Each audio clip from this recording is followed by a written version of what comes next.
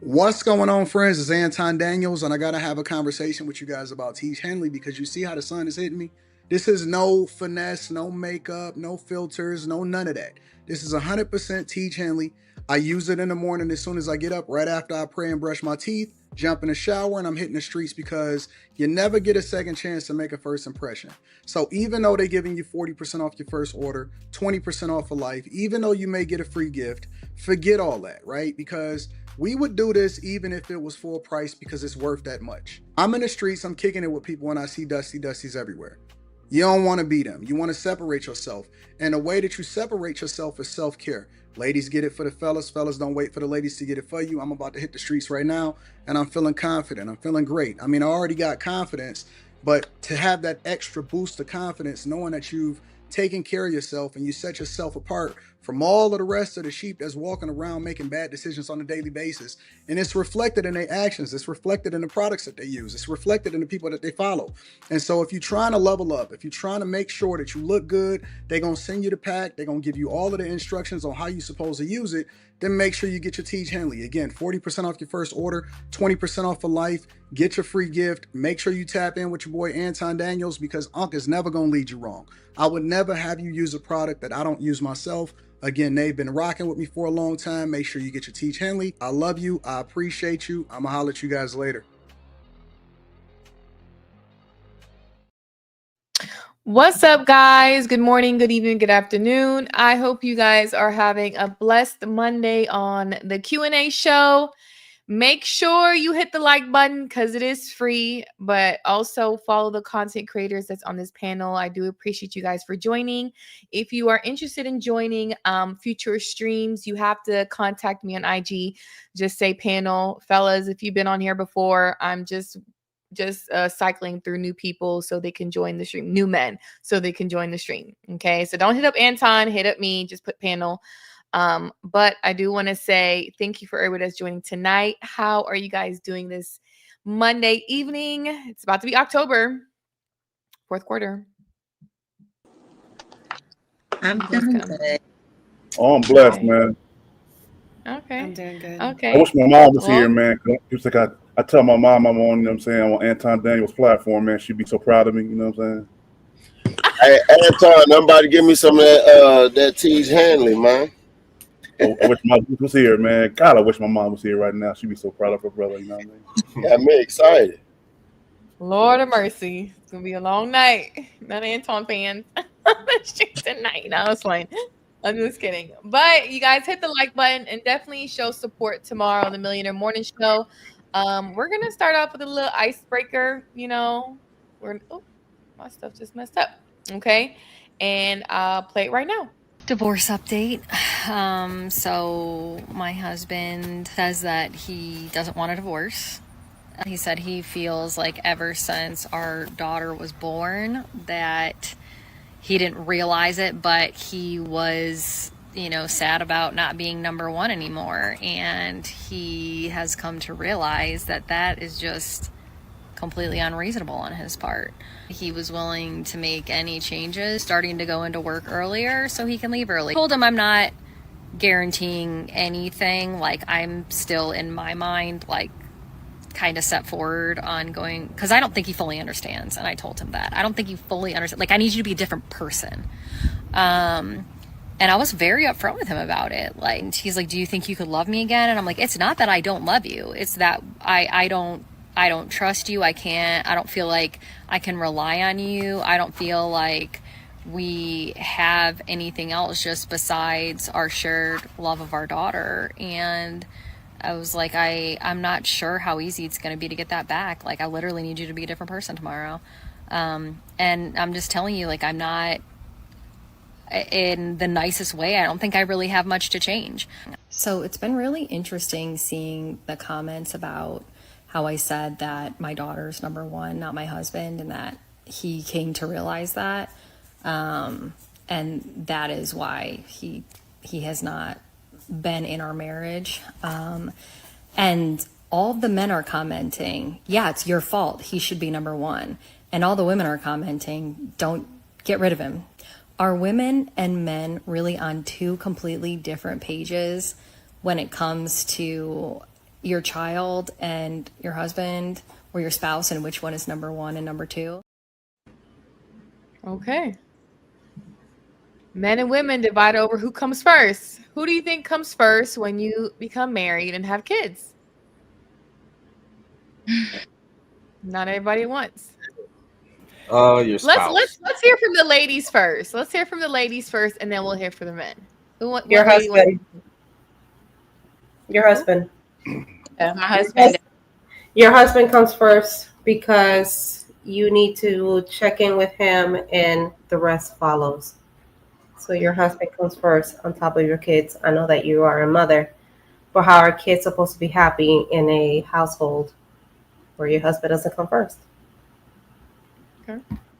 Any lady disagree? So a building is burning. You saving your husband over your kids? No. I think it can be both. Me? I feel like it can be both. So I feel like before you have children, your spouse should come first. And then once you have children, especially when they're little and they literally rely on you for everything, food, water, care. If you do not take care of them, they will cease to exist. You may have to place them above your spouse because your spouse can feed themselves. These babies cannot. Like, if you don't take care of them, they will cease to exist. So I feel like when you first get married before your children, you and your spouse should kind of hammer that out, have that conversation, how you're going to raise the kid, what religion, and so on and so forth, to make the communication better. So when the child arrives, there's no shock that the child has to be fed, that the child has to be clothed. I feel like, why does it have to be, when it comes to, why does it have to be my husband or my children? Or the husband or the children? I feel like, now, as it pertains to me and my husband, he comes before myself, not in the sense of, making sure I'm good in my own self, my self-worth, etc. But when it comes down to it, yes, my husband comes first. But why does it have to be husband or children?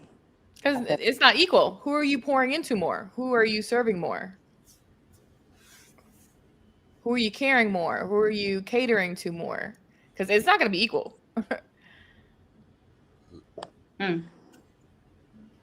But doesn't the word say that wives should put their husbands first? Christ is above all, but then it comes husband. So yeah, but a lot of people don't follow that Christ, man, woman, child. That's what I'm saying. Yeah, that's the correct word. It's Christ, husband, and child. Okay. So I believe that. Yeah, that's the correct order. But when we break it down into day-to-day activities, day-to-day in your household, it's not really broken down like that. You guys are, you're taking care of your children every single day. You're making sure your husband is good, and then you're taking care of yourself. Like, it kind of just, I feel like it all just flows. I mean, I'm not married, so, but in how I would think about it, I feel like it all just flows. I don't feel like it comes down to, okay, in my day-to-day, I'm cooking dinner. Okay, who am I going to serve first? Like, I don't think it's that. I mean, my husband is always going to come first, but still, I don't know. I don't feel like it's broken down like that on your everyday task, every day-to-day thing. If you kind of get what I'm saying. I probably was raised different than everybody out here for the most part. I'm from Mississippi. I saw my grandma and granddaddy. Granddaddy come before everybody. He get his plate first. Everybody gonna stand in line. Y'all sit your ass right there. Granddaddy eat first. He come first before anything everybody else talking about. That's just the way it's always been. And that's what I seen work best as the man of the whole house and the family. So what do you say to if I'm serving, if everybody plates are already at the table? Well, granddaddy get his first. As far as like even just the simple because I know that was a big thing on the internet, a big controversy and discussion, who gets served first, the husband or the children? It's your husband. If your husband is sitting at the head of the table, yeah, you should get served first. No. And that's even true. And that's even true for Thanksgiving. I had it myself. Yes. Thanksgiving dinner we hosted. Let's put that as an example. My husband is sitting at the head of the table. He gets his plate first. I'm supposed to be my father because I am under his leadership. Definitely. And if your husband sets the tone of the leadership.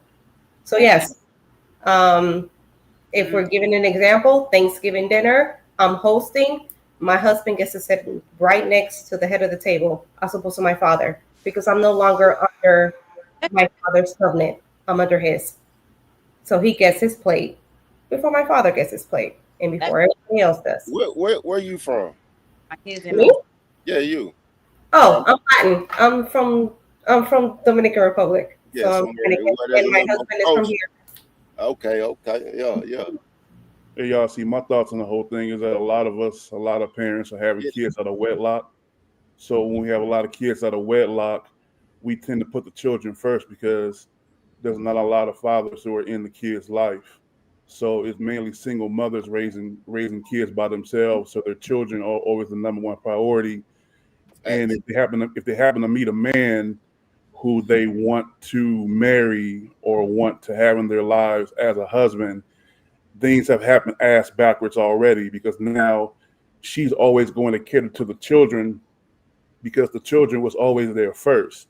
Right. If we did what God says and got married first, marry before you carry, I feel like we would be a little bit more willing to put the husband first when it comes to a lot of things, because things happen in structure and things happen in order.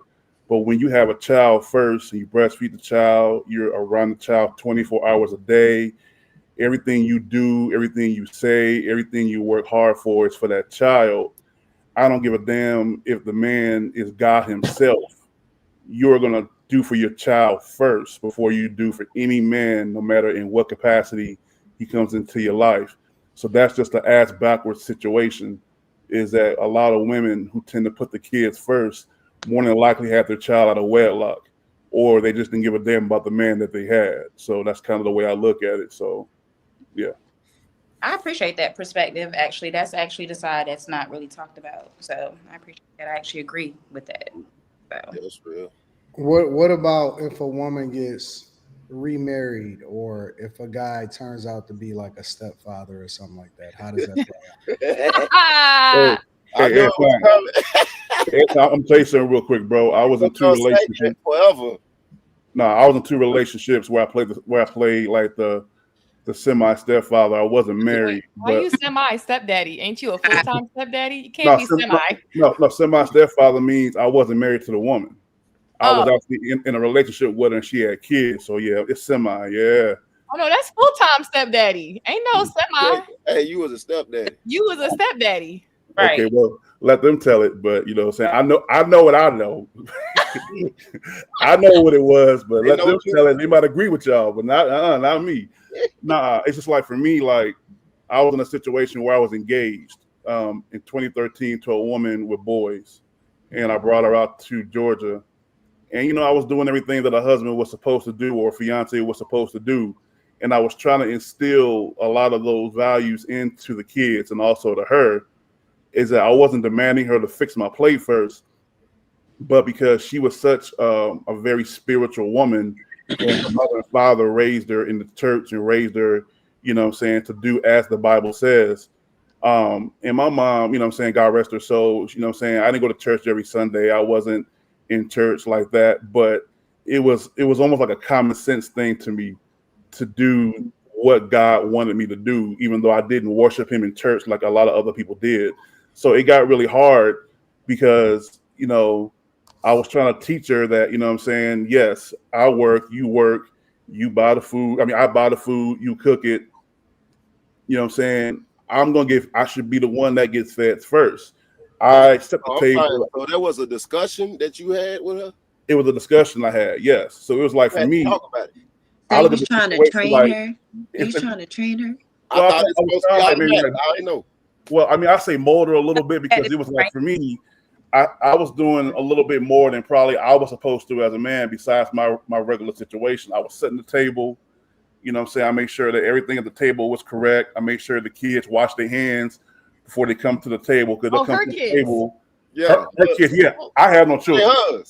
Yeah, I have no children. I've bared not one child in my life that I know of. I ain't got none that I know of. You know what I'm saying? Yeah. You know, might be a 6'8" Division I player somewhere around here playing ball I don't know about. You know what I'm saying? However, is that it was me, you know, helping the kids out, getting their hands washed. And so I'm already in the kitchen. but she proceeds to make sure the kids got fed first before me. I kind of looked at it as semi-disrespect, but I didn't want to try to cause any commotion around the children because the last thing I want to do is argue around the kids over something that me and her should know. So, we didn't know. That wasn't the reason why we broke up, but that was one of many reasons why I felt me and her were not meant to be. So how did it end? What happened? Go on, just talk. You know what I'm saying? I got to remember where I'm at. I'm on an Anton Daniels platform, so I got to let it all out. Damn you ain't got to answer. You ain't got to answer. No, answer. What happened? No, I mean, just like I said, basically, it just got to a situation where I felt that she wasn't using me for money because I wasn't balling out of control like that. It was a situation where a lot of times certain men, this discussion doesn't get talked about a lot, that a person, not even a man, a woman or a man could be used for their kindness. They could be used for their resources. They could be used for their time. Because, where I liked in having a bunch of money, I excelled in, teaching these kids about pop culture. I was having them watching the old school movies. You know what I'm saying? I'm wearing a shirt right now, Superfly. You know what I'm saying? I'm an old head. So how many kids was it? It was three boys. Three boys.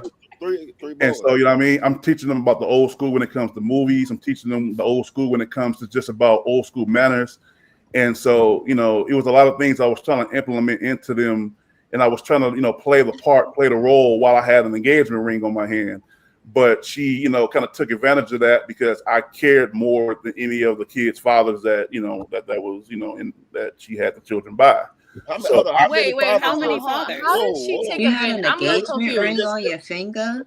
I ain't gonna disclose that. I'm a little confused. 6 foot. I'm a little confused. So you engaged her, and then you decided that she was taking advantage. Like, why did it end? Like, because I kind of got to a point where I felt that was pretty much, it was too much for me to bear. Because I realized it wasn't really about me, or it wasn't really about all of us. It was more about what I can pour into these boys. Because, you know what I'm saying? At the end of the day, again, where I like... boys. It's more than one? Yeah, it was three boys, yes. Right, yeah.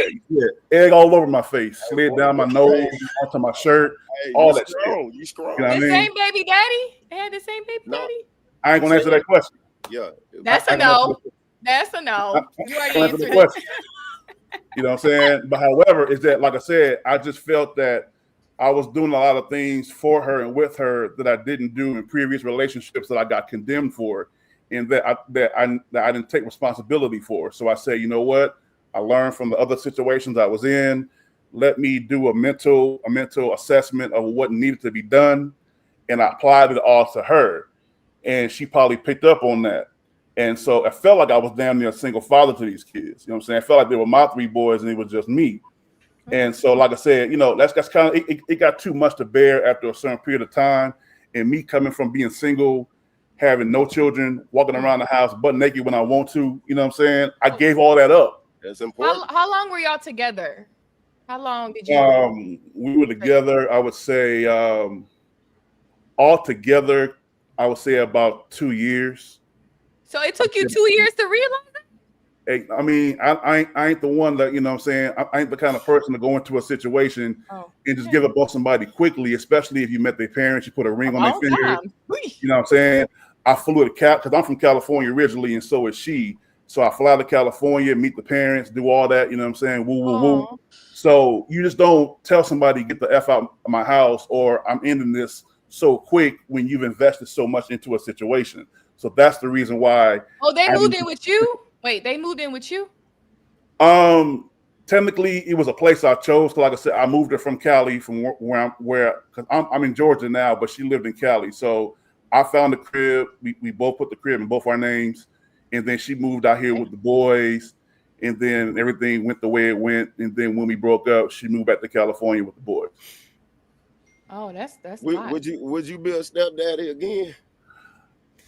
A semi stepdaddy? Yes. No, don't say semi. You was a stepdaddy. You was a full-time stepdaddy. You moved you and the girl moved in together you were together for 2 years. You said you put a ring on her finger. You was real daddy. Hold up, let's check it. Context matters. I was engaged to that woman. Okay, so you know the ring. Yeah, you put a ring. Was it ring on her finger? It's a little bit different when you put a ring on someone's finger. Now I was in another relationship, but now I was in another relationship with another woman that also had children. I didn't get engaged to her, and we didn't stay together that long. So that's the question, my brother. Will I do that semi-stepfather thing again? Yes. Absolutely not. You know what I'm saying? You would. No, I wouldn't. No, I wouldn't. He just do it all the way next time. You like that role? No, I wouldn't. I mean, cause like I said, you going once, you going twice. Nah. Like I said, once was already bad enough. 3 times. I mean, you gotta keep in mind he don't have kids though. Yeah. I have no children, so I always wonder why men with no kids get with women. But what if she was bad as hell though? I'll give a damn. I don't give a damn if she was Halle Berry in '95. You know what I'm saying? It ain't happening because for me, as I sit in this living room right now on this panel with y'all, I'm by myself. I have the freedom to say what I want to say, do what I want to do, come and go as I please. I love children. I absolutely adore. You love children. You're real funny, Q. You're real funny. I'm saying I love children to death, and my thing was trying to teach them the things that I wasn't necessarily getting taught when I was a kid, because my mom was a single mom when she raised me. And so, you know what I mean? So I didn't have a father around. So for me, rather than just turn around and say, like certain men, they say, they become the bad father that left them or that was around. Again, common sense hit me.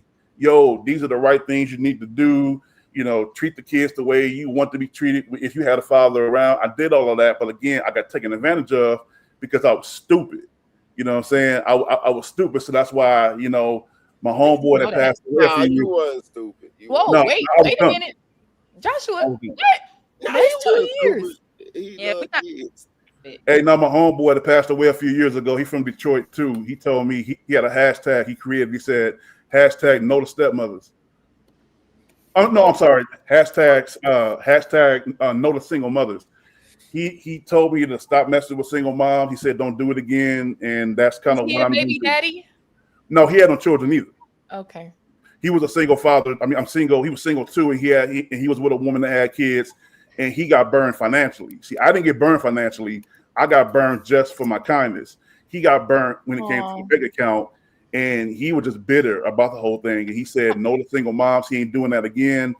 And for me, I'm not gonna do it again either. It's a wrap. Anton, you can laugh all day, bro. I don't even know what I'm laughing at. Hey, I don't know. Shit. I just seen a kid over there. I'm just saying, I can't do it. So I respect single moms. I was raised by one, but I can't indulge in no more. I can't do it. So never say never.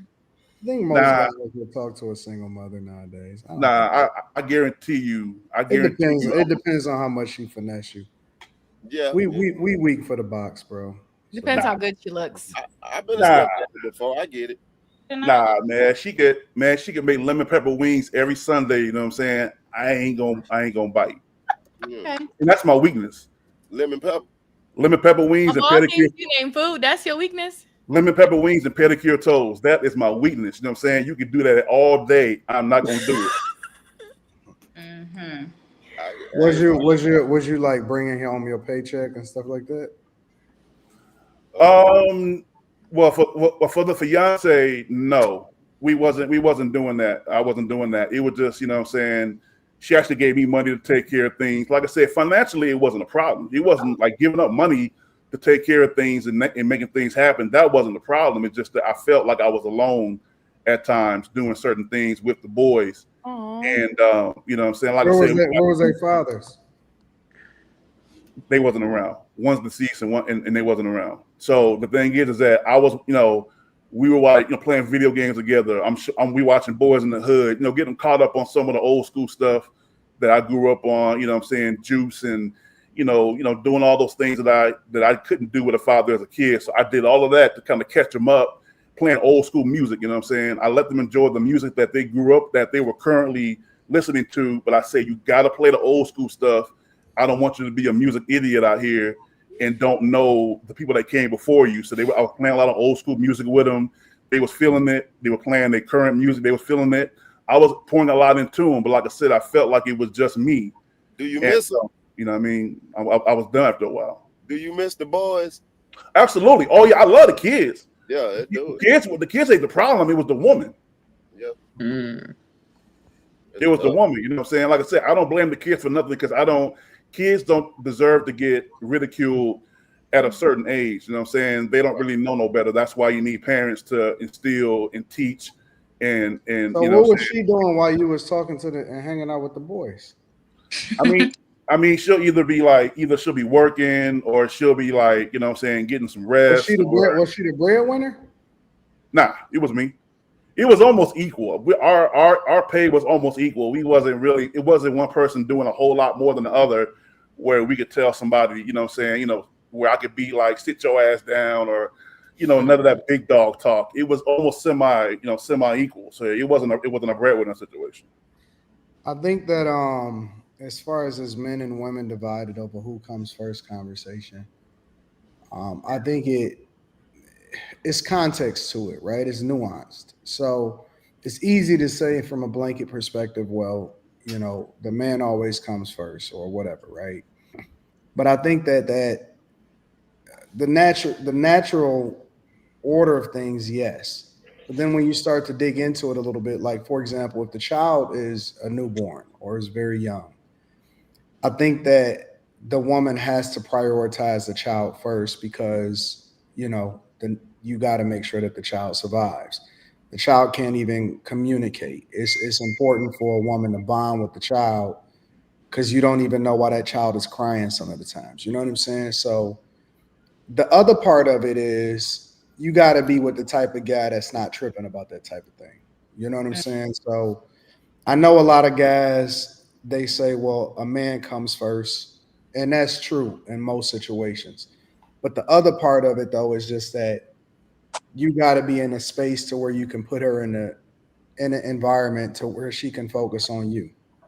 If you forcing her to go out there and struggle, for example, and she got to go out there on some survival type of shit, then it's kind of fucked up for you to say, well, you still got to put me first. Yes. Because nigga, you putting her in a situation where she got to go out there and hustle the same way that you do. And so I think that situation, the nuance of it, and this is the part that we don't talk about if we just want to be real on how to be successful in a relationship. The nuance part of it is that is something that is reserved for people that are willing to live in a traditional sense. You can't have modern values and principles, but then pick and choose what traditional parts you want to hold on to because it serves you. You see what I'm saying? Like, that is a traditional thing, but you got to live conservatively and traditionally, and you can't pick and choose which parts of it you want to apply and which parts of it you don't want to apply. If you want to have more of a modern situation, if you feel like you want a partnership, then that's not going to apply. You know what I'm saying? You literally are segmenting and breaking it up to pick and choose which parts of it you really want to rock out with. But if you're living completely in a traditional sense, then I think that it would apply. It would be applicable to your situation. So, you know, you got to give her something to submit to. And then at the same time, the expectations has to change because now she becomes totally dependent on you, right? A chick that is totally dependent on you, she give up everything. I mean, essentially, when a woman has a child in that vulnerable state, when a child is very, very young, she really is 100% dependent on you. But in that state, she's 100% dependent on you so that the child could have the best situation possible. But when the child becomes a little bit older and stuff like that, you go back to the nature of how it is. But you can't demand something if you're not providing the environment to do so. Right. It's hard to do that. What's his name up there? Josh? I can't see him on my phone. Is that your name? Yeah. Joshua. Josh, you were saying you were agreeing a lot with the man come first. Is that the lifestyle that you provide? That's what I was raised around. But we're not talking about when it comes to newborns and all that. Yeah, of course they come first. A provider in your home. When it comes to, it was a lot of us growing up in my grandparents' house. So with all my cousins and all that, nobody comes before my grandfather. That's just what it was. And then so they had 14 kids, so they replicated that. So I saw it with my uncles, you know, and they all were married. So nobody came before them. That's just what it was. It was taught. What does that mean though? Like, what is that? Give me some examples or some context of what that means. Oh, well, mainly I'm speaking about when it comes to eating, when it comes to who get a plate first, they always get their plate first. When it comes to just mainly that's where I was speaking from. Yeah, well, I'm just saying, because we were talking about the table and all that, so that's what I was saying. Don't nobody come before them when it comes to eating. I think a lot of people are not prepared to have kids together. A lot of times I think that having kids can break up a relationship. Facts. As crazy as it sounds, because you then become divided. When y'all, it's just y'all, you know what I'm saying, outside of whatever it is that y'all got to take care of. When y'all have a kid, now you inserting somebody else into the mix and he not getting the same type of attention, which is probably why the woman in that video is saying, well, he was feeling jealous that he no longer comes first. You know what I'm saying? Because her priorities has shifted. You know what I'm saying? And so I think that a lot of guys, man, let me tell you something. I'm going to just keep it 100. I've seen guys get mad at a chick that after she just first have a kid, she can't even really have sex the way that she used to. Right. Yeah, I see. Honestly, I'm just keeping it 100. I've seen guys, you know, it'd be a lot. It's a lot of adjustment, and I don't think that we really having conversations in truth a lot of times online. It's a lot that goes into that. You know what I'm saying? And to speak on the step situation, I don't know how a woman can even get remarried and placing first, because her priority got to be her children. No. Which makes it much more difficult for a woman to get into a relationship when she already got children. Hey, Anton, that's the reason why. It's hard. How can you put him first? Hold on, Anton, I wanted to go back when you was talking about people don't prepare to have kids. I think now that I'm older, I'm a baby daddy. I had 4 kids with one woman. Hey, but listen, okay? How did you say you're a baby daddy? I'm a baby daddy. You know, I love my kids, but listen, what I'm saying, I was 22 when I started. So me knowing what I know now, what a woman body goes through, what how her whole emotional, like what they call it, postpartum. I was just talking to my wife about this. I'm married now, so I was talking to her about that the other day, and it's like I didn't realize what women bodies go through until I got older. I'm like, man, women really like how do you shit. That's what made us kind of separate. Did you get married to her and just get divorced, or y'all just have 4 kids? We just had 4 kids. Why? She didn't want to get married. So why you had kids with her?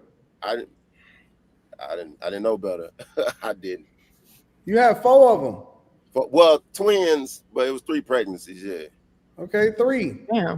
Yeah. She didn't want to get married. So why she didn't want to marry you, bro? But I was toxic. It was just a lot of, You said he was toxic? At least you honest. Man, I was a party promoter and everything. I was kind of known back home. Oh yeah. In Louisville, Kentucky. In Louisville, Kentucky is where I met her at. But my life was just all over the place, man. I was wild. So basically, you was out here fucking with these hoes. Yeah. Basically. So are we asking that men are only be put first based on the condition of what they bring to the table? Is that the question now? I think based on the condition that you bring, I think it's going to be a natural response if you showing up a certain type of way for a woman to do certain things. I think if she respects you, some things it's just automatic. You don't have to have a conversation. As long as you do something. No, I don't think it's based off of whether or not he provide 100%. Is that the question that you're asking? What? No, Carmen. Yes, I'm asking the question is, no, I don't think that's it. First based on what you bring to the table. So do you get the number 1 spot based on what you bring? No, I don't think that's it. Just because you're traditional don't mean that y'all don't build together. You know what I'm saying? Like, women have always worked throughout history. They haven't worked in the same capacity that we see them in now, but women have always worked. So that don't mean that I worked with women in corporate America that was submissive as fuck, and they made a shitload of money. Like they made a it was Indian. It was Indian women, but they would make a crazy bag. They would make a crazy bag, and it was very much in tune and on point with the guy because the women. Let me tell you something. A lot of these women that don't even have social media, they can make a lot of money and they can be in corporate America, but they don't even consider their money theirs. Like they just bring it home. And then whatever it is that they doing with it or whatever it is that they making with it, it just all goes into the pot. So, they would just work together. Hey, and she would, they would tell me, hey, I got to make sure, I'm gonna work for this much longer because I need to make sure that we put my last kid through school or whatever like that. So this division of even in you in a relationship, I'm my own person, shit, all of that. That's not real for people in other cultures. Like they just work together. You know what I'm saying? So we don't have that. Like every relationship is going to be different based off of what y'all trying to accomplish. Facts. But people don't work together. You know what I'm saying? And so you're not going to be in the same space as everybody else, but everybody is comparing because everybody can see they can see what the presentation layer is. And you see a lot of people talking about what it is that they want and what their preferences are. But it's a lot of people that's working together. They getting that shit and they figuring it out. And then once you get to the point to where I had an aunt that became a dean of students and her husband, he was way up there a lot higher inside of the college. And they always worked together. That's how they met. They met at work. They got married. They stayed married for a long time. And they just rocked out. She never quit. They just worked together. So is that to say that do you believe in gender roles? Yeah, I believe in gender roles, 100%. Okay.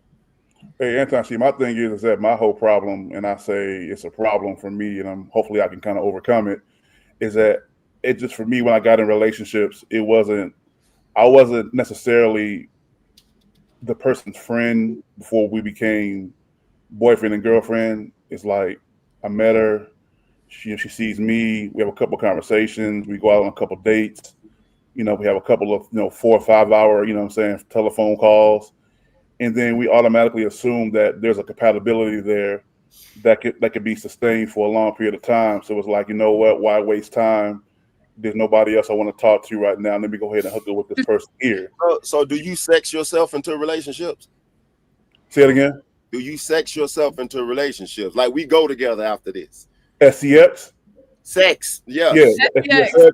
I'm gonna keep it clean for everybody. Yeah. You can say whatever you want. You can say sex. Oh, okay. No, I've only done that once. One of my relationships was kind of like we got involved, and after we got involved, I was pussy whipped. Like it was just. Oh. Oh. You know what I'm saying? I'm like, and yeah. Whoa. You couldn't tell me nothing. Anything you told me, you gotta stay strong. Nah, bro. No, you don't know what that woman was. Tell a woman that if a woman knows she got you like that, she don't respect you, bro. You saying I'm having flashbacks right now, bro. Hold on a second. They start disrespecting you if you weak like that. That's not 100% true, John. Man, listen. If she know you weak for that, boy, that's her weapon. She got him. And see, and think about me, bro. Everybody kids. Hey, Josh, check it out, bro. Another thing about me too that I'm starting to learn a lesson from is that I think Anton may have said on one of his lives, one of his many lives, is that I tell too much too soon. Yeah. And we can tell.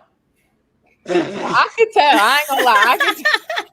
Okay, work with me here. Okay, work with a brother. A talker. I can tell you're a talker, but I also can tell you probably like someone quickly by the way you guys have a conversation. Keep it on 100%. I'm a big dude, but I ain't the most attractive. So when somebody really feeling me, hold on, big dog. Hold on. No.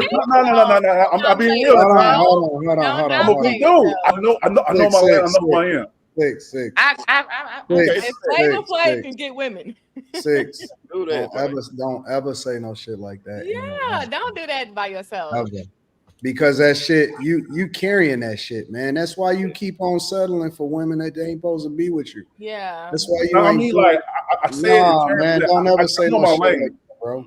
No, I mean, I know how I can get somebody, and I know it's always been my personality. It's always been the things that I know.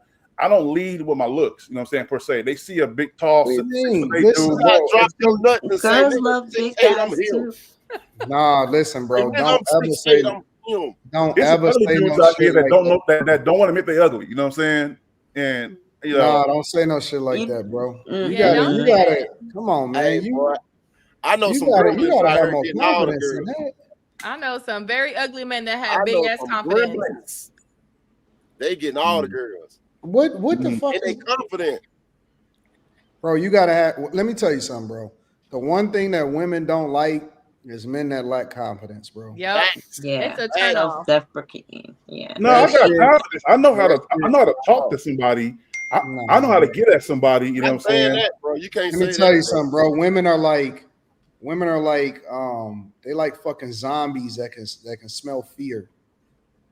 that'll eat your heart out, bro. Like it ain't even something that you don't say. It's just it's just all over you. How you carry yourself. It's gonna be how you talk, how much you talk, what you say. It's gonna be in everything that you say, bro. And so you gotta start controlling shit. Like you gotta control, man. Get some T's Henley. What? Boy, with the sales pitch, you know what I'm saying? No, but like for me, no, what I was saying is that I say too much because I tell women in the past what I like too often and too fast. So they'll tend to use it against me. Like I said, there's certain things I like to indulge in, certain things I like to be a part of. I see what your problem is. You talk too much. I told you that. Talkative. You talk I said that. No, I ain't talking about. I'm talking to them. You talk too much to these women, bro. Yeah. Wait, you say too much. Don't say shit. Minimize the conversation. Let her talk.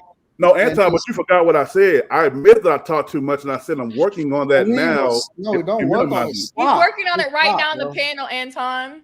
Yeah, that's what I'm saying. No, I admitted that I talk too much, and it took some OGs to sit me down and be like, "Yo, bro, minimize what you say and keep it to a bare minimum, because if you tell too much, that's ammunition for them to use it against you." And don't then say nothing. Just don't say you nothing, got friends. bro. You got homeboys. Keep it general. Yeah, I got homeboys. Talk to them. Just keep it general. Just keep it G. Just keep it general, and stay out of the mix, man. You doing all of that oversharing and shit, and then now you get emotional with them. Yeah. You be getting emotional with them. No, I don't get emotional. Yes, you do. That's why you start taking care of all of them kids. No, I mean, there's nothing wrong with loving children. Empathetic. He's expressing his feelings. There's nothing There's wrong. nothing wrong with being loving children. Like I said, think about it. I come from a fatherless home, so that's what I'm saying. Is that when you they don't even need to know know that. To the cause. I don't know my daddy neither, but I'll never be a stepdad again. They don't need to know that shit either. They don't need to know that you got shit off. I did that one time. I said, It "This warms ain't my it." heart. Listen, bro. As far as they concerned, thank you, as far as they You're concerned, welcome. you don't have no problems ever in your life. Everything that you did or everything that you got going on is because that's the way you want it to be. Yes, they don't sir. know nothing about your past. They don't know nothing about your history. They don't know none of that shit, man. Just don't tell them nothing. Fuck Absolutely. that. Don't say nothing. Absolutely. No, you're right. Hey, man, when you're right, you're right. You're wrong, you're wrong. You feel me? Like I said, it's a lesson I had to learn. And like I said, now that I'm in my 40s, you know what I'm saying? I'm just like, you know what? I'm going to just keep it very bare minimum and just let them do the talking and let them tell me what I need to know. And then I'll just, you know what I'm saying? I'll birth. Hold on. Hey, Corey, hold on, bro. 6. You really 6'8", right? In real life. Yeah. That's your beard connects, nigga. You got a beard that connects.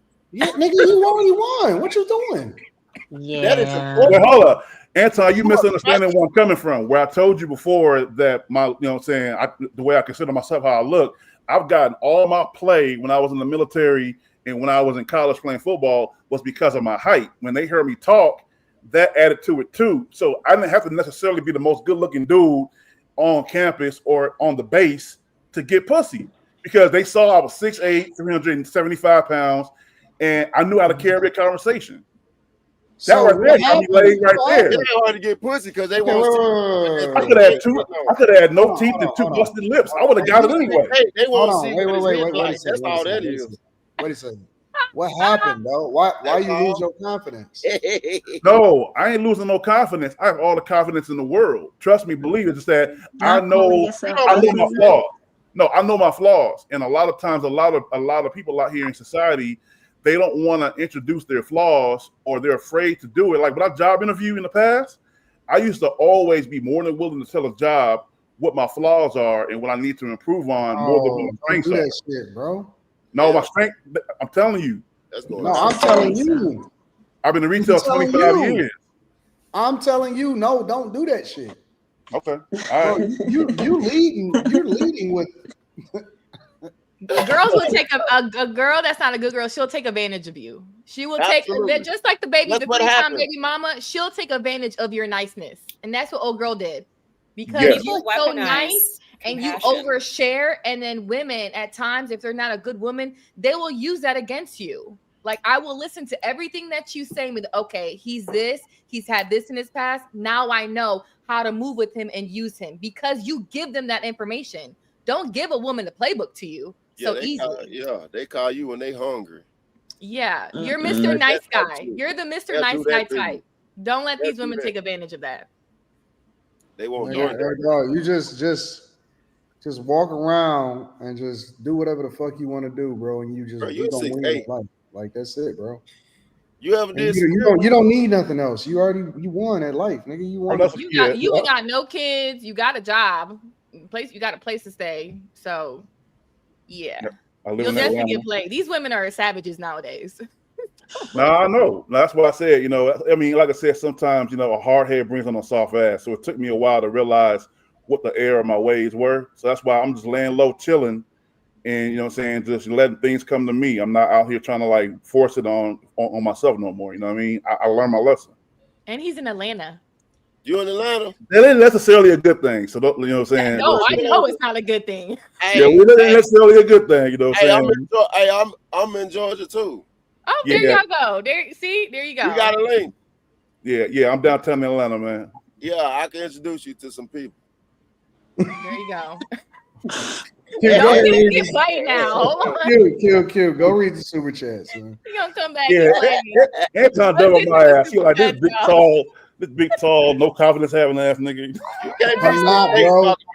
No. Hold on. Let me be very clear, bro. I want to be very clear. With a bird. Let me be very clear, bro. I don't have no kind of negative disposition. Honestly, I want you to win in every single aspect of life, bro. Yes, sir. I do. Like, you winning, don't stop nobody else's motion from winning. So my sentiment to you, bro, is to take advantage of the blessings that God has gave you and leverage that shit. I don't think that nothing wrong with you. I just think we all can improve, and it's a growth opportunity. So don't look at it like that, bro. You cool, man. You good. You just gotta realize it. You gotta realize how much greater you are, bro. You got it, man. Thanks. Yeah. Well, let me get to the super chat. Shout out to everybody that's in the chat. We appreciate you guys here. Lex Please says Christ is the head authority over every man. Man is the head of woman, and God is the head of Christ. Quinn says, what's up, Quinn? Why y'all calling him a stepdad like it's bad? Quinn, stop. Josh says, salute to the panel. Let's have a great show. Holiday season says, Anton, what up, family? Dubian says, step crash dummy. AR Smitty says, 6'8" Aquarius, stand down, brother. Black Snell says, when I hear stepdaddy, all I hear is stepdaddy by Hitman Sammy Sam. Dubian says, women can definitely take advantage of him. Look at him. Don't be a simp, my guy. AR_Smitty says, you're an engagement king too, God. Shut up, Fatty says, 6 foot make us tall dudes look crazy. Spaces says, she lemon pepper winged him into stepfatherhood. Lena says, all these women on the panel laughing are one breakable away from being a single mom. Pipe down, especially cute over talking ass. I have no kids, so thank you. Shut up, Fatty. So I can't trust men who believe in signs, especially if they are big. Don't be a panda, be a bear. Daddy Nicatty says, Daddy get the first and biggest piece of chicken. Daddy Nicatty again, 6'8", says, you supposed to be out here conquering, bro. Daddy Nicatty again says, bro, 6'8", then open his mouth and become 4'8". Spaces says six set dark skins back 3 points tonight. Q too busy laughing. What the fuck? You all right, Q? Sorry, my bad, y'all. Winnie Jakes 2 said it's dope to see a consistent super chat on the panel. Yeah, 6 foot always has been a follower. So hard. Equal Opportunity Smoke says start by taking Aquarius out your name, big dog. Shout out to all y'all that be here with us every Monday. Hit the like button because it is free. It's free. Okay, we do appreciate you guys. Okay, but I think I just got rid of. Sorry, one more. Shoot. Big One Saint 2K says great advice, panel. And then Dubia says Q. I like the way you say my freshness name. Thank you. Shout out to everybody. Well, that was a good little icebreaker. Shout out to everybody that's on the panel again. Make sure you guys follow the people on the panel. Go ahead, Joshua. Hey, 6'8". Did any of them boys ever say you ain't my daddy? They ever hit you with one of them? Yeah, he went through that. They rebelled a little bit. You're muted, 6'8", but it's okay. Nah, bro. No, it was never like that, man. Kids was cool, man. Trust me, it was never like that, bro. That was my favorite line when Mama brought a nigga in the house. I was like, "Nigga, you ain't my daddy." I mean, me being my size and them being so small, they probably weren't gonna say nothing anyway because I was towering over them kids. Oh, okay. You was pointing to them boys, man. You did. Good. He was a full-time daddy to them. I don't know, semi-daddy. Had them listening to what did you have them listen to? Old school Isley Brothers and all. Yeah, man. I was playing the Isleys, Donny Hathaway, Marvin Gaye, Prince, Michael Jackson. They, you know what I'm saying. I was trying to get them all established early on the past. Yeah, you too nice, dog. You too nice. Too nice. Too nice, bro. I don't want these kids to grow up ignorant. You too nice, dog. Bro. I think the problem is compassion. No, bro. You can't be too compassionate. Listen, man. You can't take on somebody else's stuff. You were born to be a villain. No, he wasn't. Yes, he needs to find a good woman. Do not listen. No, don't do that. Listen. Don't listen to them. You were very. Don't listen to them. Listen to me. You were born to be a villain. You were born. You have to step into your villain era, bro. Why was he born to be a villain? You were born to be a villain. And let me tell you something. They not gonna tell you this secret, but I'm gonna tell you this secret. All right, let me know. Villains win. Always. Villains win. The movies will depict the superheroes gonna come back. They don't. Superheroes die. Villains win. Villains always win. Trust me. They win in life. They win in corporate America. They win with women. They win in content creation. Brother. How many nice guy content creators do you know that's winning? Well, some of those content creators are not like that in real life, how they profess themselves. Villains win the game. Trust me. Every single time. If you listen, the reason why they keep taking advantage of you and having you take care of their kids, and really don't listen to women because they the ones that's gotten you taking care of their kids in the first place. No, he's falling for women. I'm 45 years old. Me and you about a year or two apart. I've learned my lesson. I'm not 60 years old.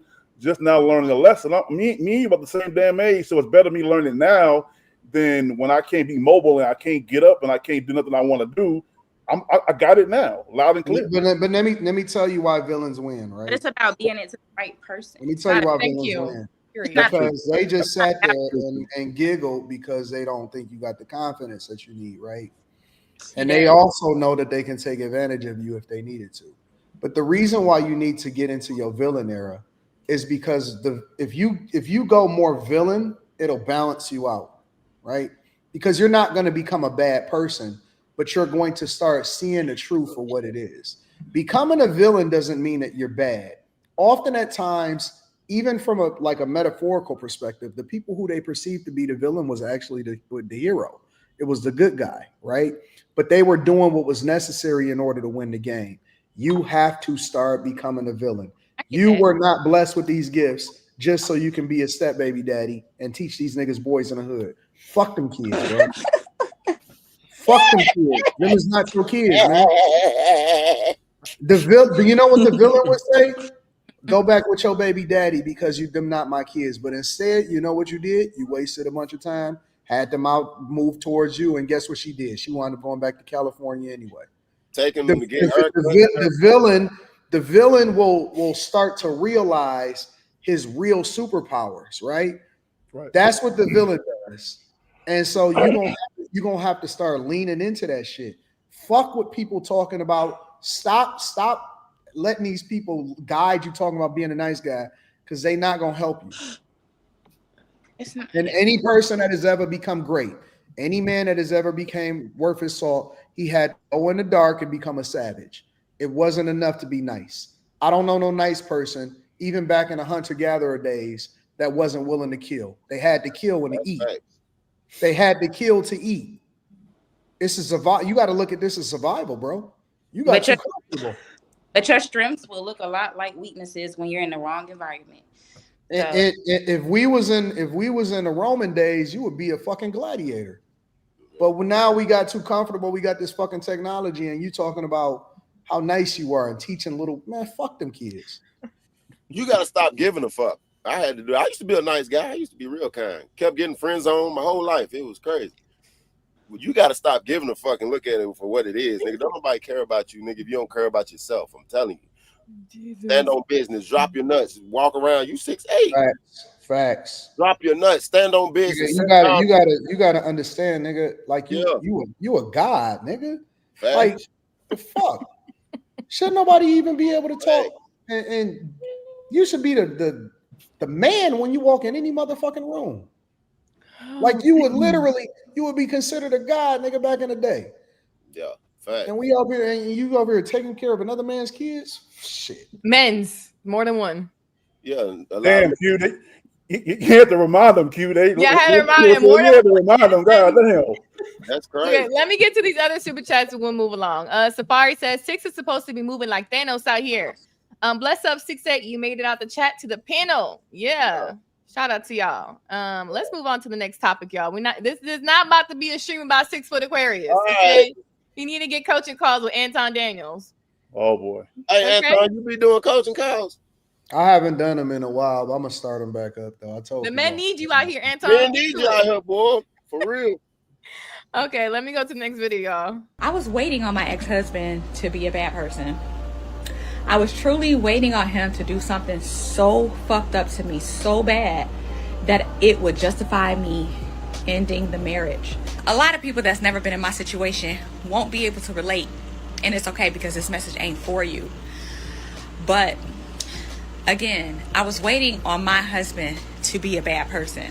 I stayed with the same person for 21 years, created a family. I was in the relationship 21 years, married 17. And I was married to a good man. I was married to a good guy. But we weren't good together.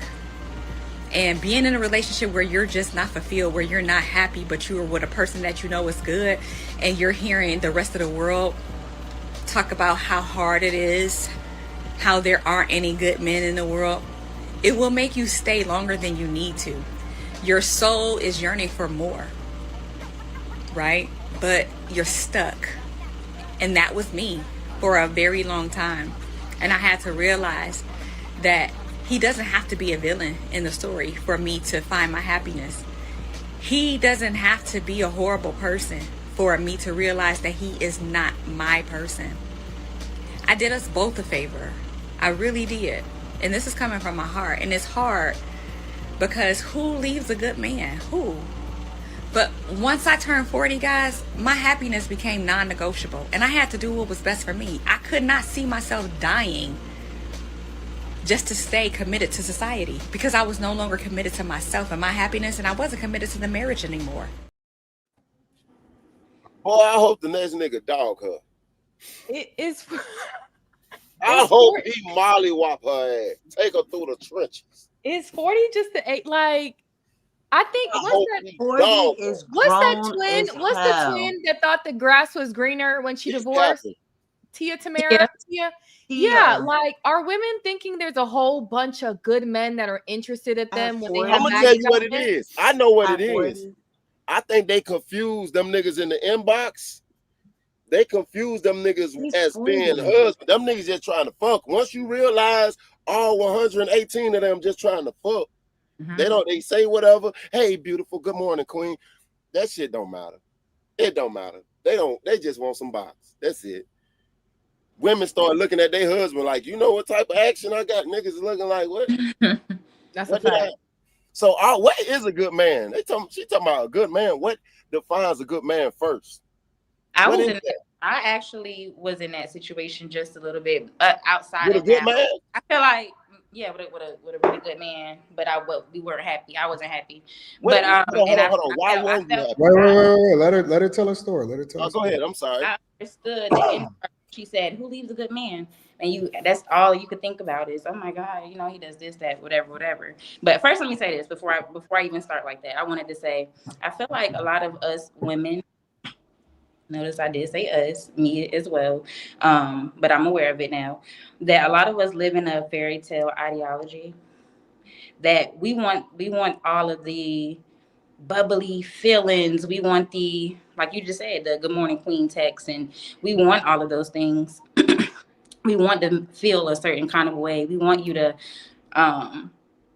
do all those different things. When you come in the house, you walk by me, you didn't grab my ass. All those different things. And we start to, I'm sorry, y'all. Hold on, I'm on my phone. I can't see y'all. Okay. But yeah, when we start to, those are the things that we really, once those things start, I feel like once you're in a marriage or a long-term relationship, those little things, not saying that they're not important, that is not the end all be all. That is not the point of why we're in this relationship. I feel like a lot of women, we marry, I'm not saying love doesn't matter, but we marry for love. We're in a relationship for love. We want all of those, like I said, all of those feelings, all the little butterflies. Oh, he makes me feel like this. He's texting me all day. All those different things. But once those things are gone, then what? When things start to really get real, when you're deep inside of that relationship or deep inside of that marriage, then what? So I feel like, me personally, I feel like I was a victim. I mean, I was not a victim. I was a person of that. I was in a relationship with a good man, an older man, excellent provider, amazing provider. But he didn't do those little things. He didn't initiate sex a lot. He didn't, all those little things. He didn't make me feel motivated. He didn't speak life into me. All those little things that that women put to the pedestal. But he was a good man, and I guess that would lead the question: what is a good man? I guess, long story short, a good man to me is he was outside of the provider. He was an honest man. He showed up. I do have a child. He showed up for my child. Yes. So what is he showed up for my child? He did everything that 6'8" is saying he did for my child. This is a loaded question. Yes. I think women like to pick and choose when to be happy. So the moment things go bad, then you're no longer happy. Mm-hmm. Right. Ain't nobody said that marriage is a walk in the park, but I think that women bring into, oh, I'm no longer happy. First of all, that's very selfish. If you are especially if you have kids, your happiness goes out the window. I'm sorry, it does, because there's other people in it. The moment things go bad, that is when it comes. I'm no longer happy because things are not going your way. So that vow that you take is serious, for better or for worse. And I believe that most women leave when the minute that things don't go their way. And now they turn it into, I'm unhappy, so I'm leaving. Yeah. That's not the case. The men stay. The men know that they have a commitment, whatever it is. The men know. Most women leave their marriages. And no, it's not going to be the Disney Channel fairy tale that they sell you. I don't believe that anyone, our grandmothers, our aunts, or anybody who's been married for 40, 50 plus years, everything has been what? Peaches and rainbows? No, they stayed for a reason. And yes, sometimes you have to look at the bigger picture, and sometimes it's not about your happiness. Sometimes think, it's about, and I feel like This men be my about the problem bigger with the picture older that's outside of women. you. And And I feel that's like men actually do fight for the relationship. I They feel like do. men do. They give till they can't give anymore. They give everything they have. They do. And then what's out here for you? What's out here for Yeah. you? Please tell me. You leave a good man. He's a good man. He's a provider. He respects you. He does everything. What else? What's out here waiting for you? Another. But I also feel like it's a thing where I'm sorry, my story was drawn out, but the point I wanted to get to out of everything was I had a good man, but it was very toxic and it was very unhealthy. So you can have because somebody is a good person, that doesn't mean it's your person. There are more good people out here. I want my person. Just because you're a good person doesn't mean that we were supposed to be together. Say if I was moving off of lust, which I do feel like that was a big thing on my end. But say if I was moving off of lust, and say if I'm not one with myself and one with God, and I'm not in alignment, I'm not even choosing correctly. My discernment is not even where it should be. I have a question. I'm a little confused. How was he a good man, but it was toxic? Yes. Yeah. What made it toxic? Yeah. What made it toxic if he was a good man? I feel like you can be a good person, but still have a lot of growing to do and still have areas about yourself that needs work and that can be toxic. That doesn't mean I'm not. What was it that's toxic? Because everybody has to grow. Like you're always growing. So what to you was toxic? So I don't feel like it was just him that had that. I feel like us together. Like, for example, me, I will take accountability. I think I spoke on this maybe like one of my very first panels or whatever, that I feel like I played a big part in our downfall. I wasn't ready. I thought I was ready, but I wasn't ready once I got into it. I wasn't. So I feel like I played a big part in a lot of the toxicness. My response to a lot of things, I didn't shut up more and listen and follow a suit. He didn't have a program for me to join. I will say that he didn't have a program in place. He didn't have his own, he came from a lot of money. So things were already put in place for him. So he didn't really have his own ideas and own, he really just, was falling into the family business, and which is okay. It's nothing wrong with that. That's how it should be. But so it wasn't really a program for me to really join. So I was trying to get in where I fit in, and I was kind of trying to motivate and do all the different things. But I don't feel like there was a clear vision. He wasn't a great leader. He was a provider, but he wasn't a great leader far as vision. This is where we're going, and boom, that's what it is. So I just feel like we both had things that just was off, and our communication was off. We argued a lot, those type of things. But I know if I grew a lot, I think it would have been different. So. But who's to say? I still don't feel like that was my soulmate. So, but he's a good man. And I also say, but that's and he'll be a good man for the next woman that he's with. Go ahead, Aaliyah. Aaliyah, me get on there. Go ahead, Aaliyah.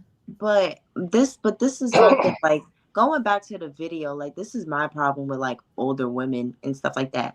They get online and they make videos like this about how they left a good man and this, that, and the third, looking for a soulmate and everything like that. And then it's younger girls like me who would see videos like this, and we would think, okay, we have all these options and we don't have to stick to one man, even if he's a good man, if he's not my soulmate, if I don't feel like in my heart of hearts, really deep down in my soul that he's really for me, I should just leave. It's not good advice. It's never good advice that comes from older women. They're always giving the advice that led them to the spot that they're in, and then try to make it seem like the spot that they're in is a good spot when it's not. And I'm why are you making a video like that? You're 40. She's pushing 40. She says she's 40.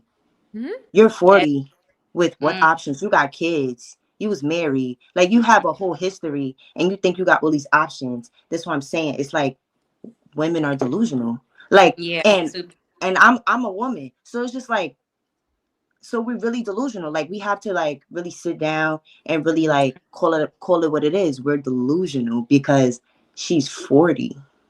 She's 40 and this is how she's talking. She's talking she's 23 and she popping, no kids, never been married, and she giving this and she's popping it on social media. You're giving bad advice to younger women like me.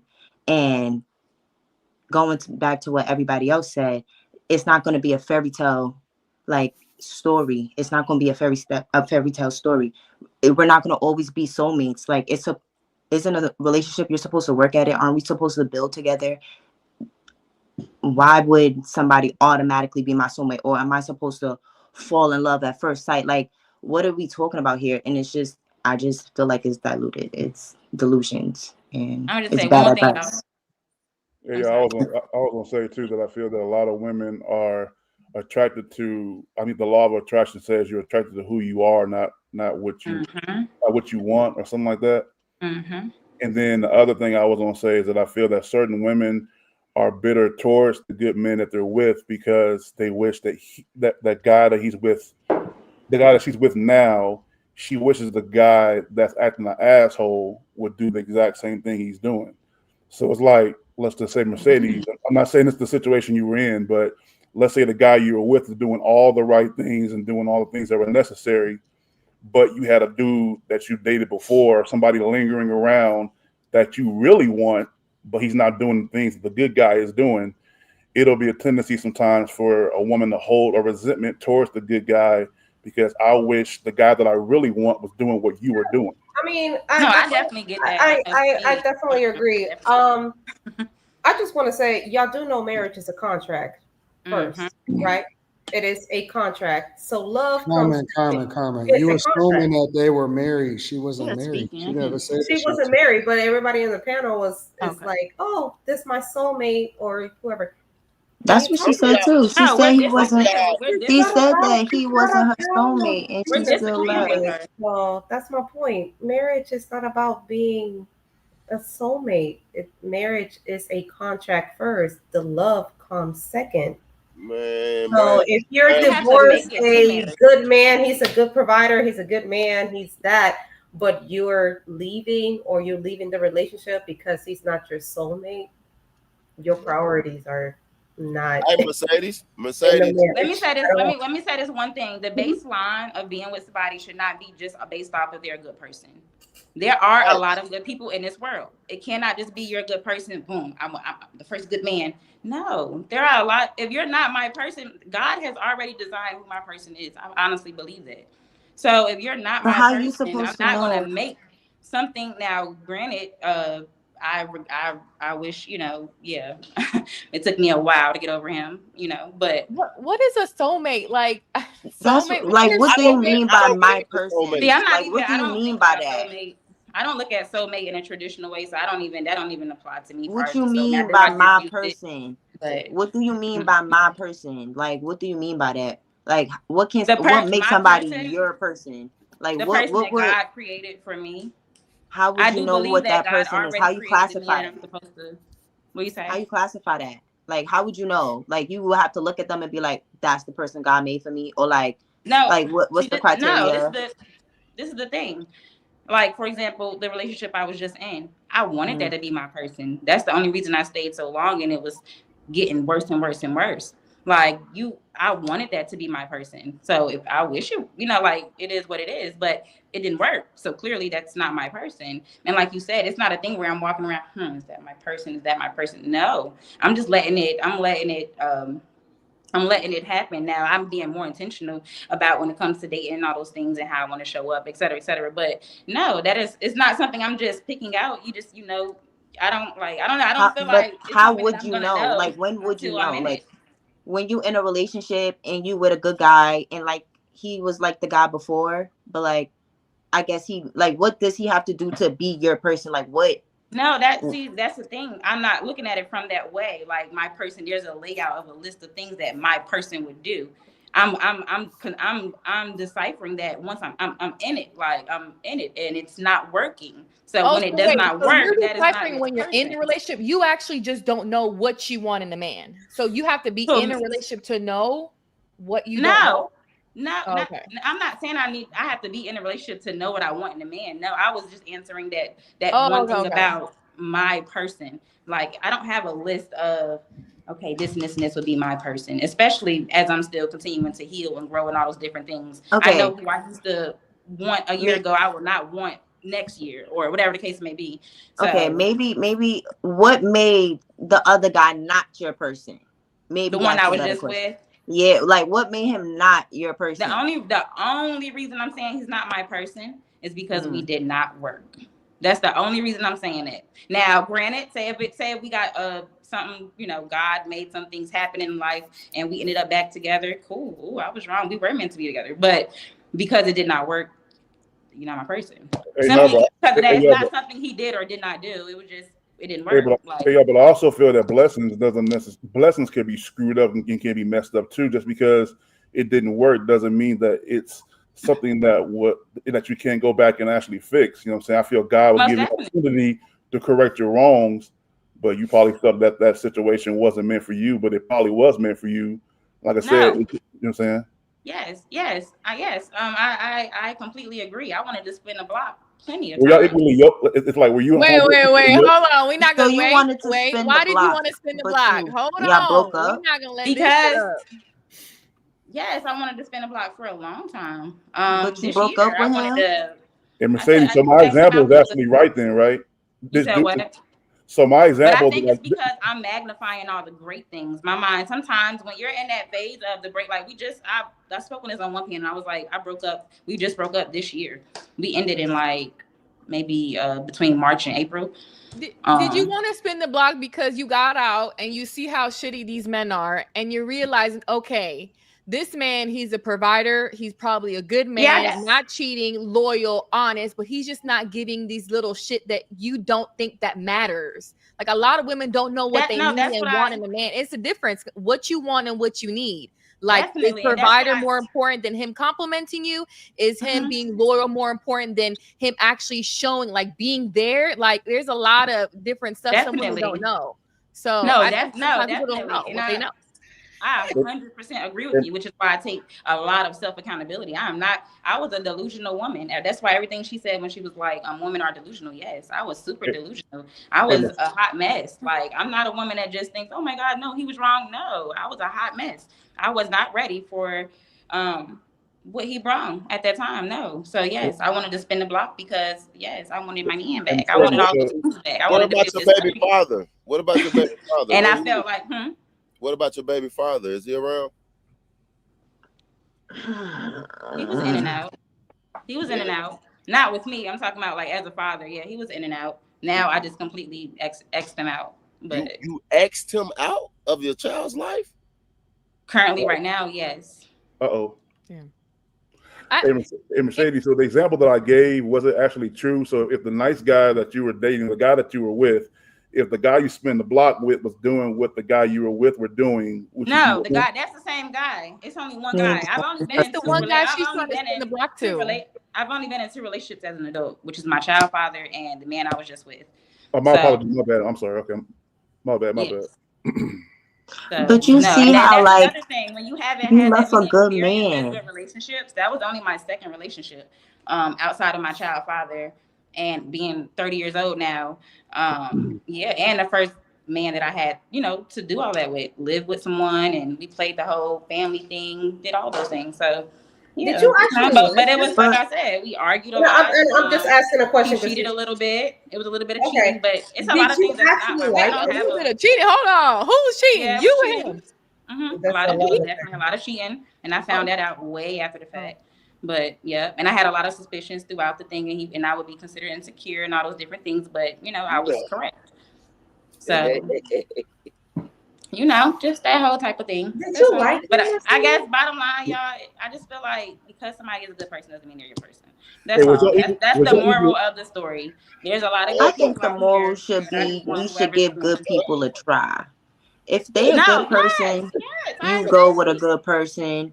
I think the moral should be you should stick it out and you should stick with good people.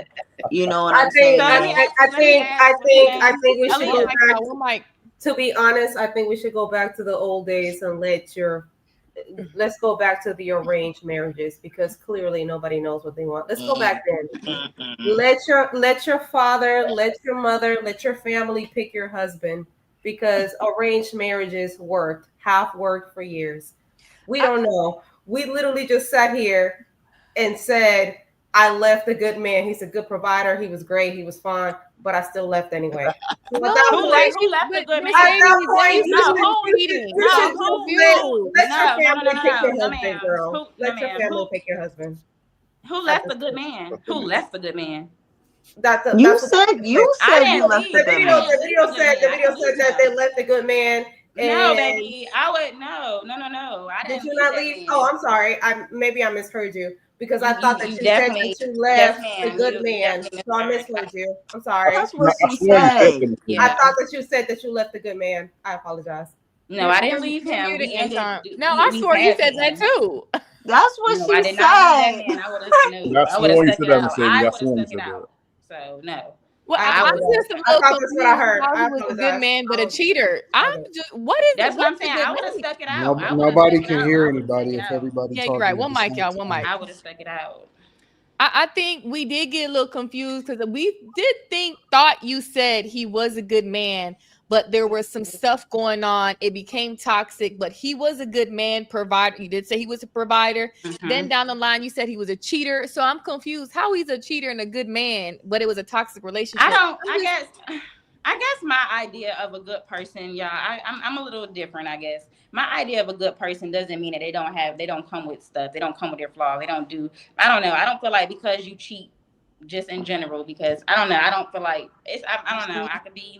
It was just a lot of things. I don't know. I just feel like at heart and at core, we can be good people.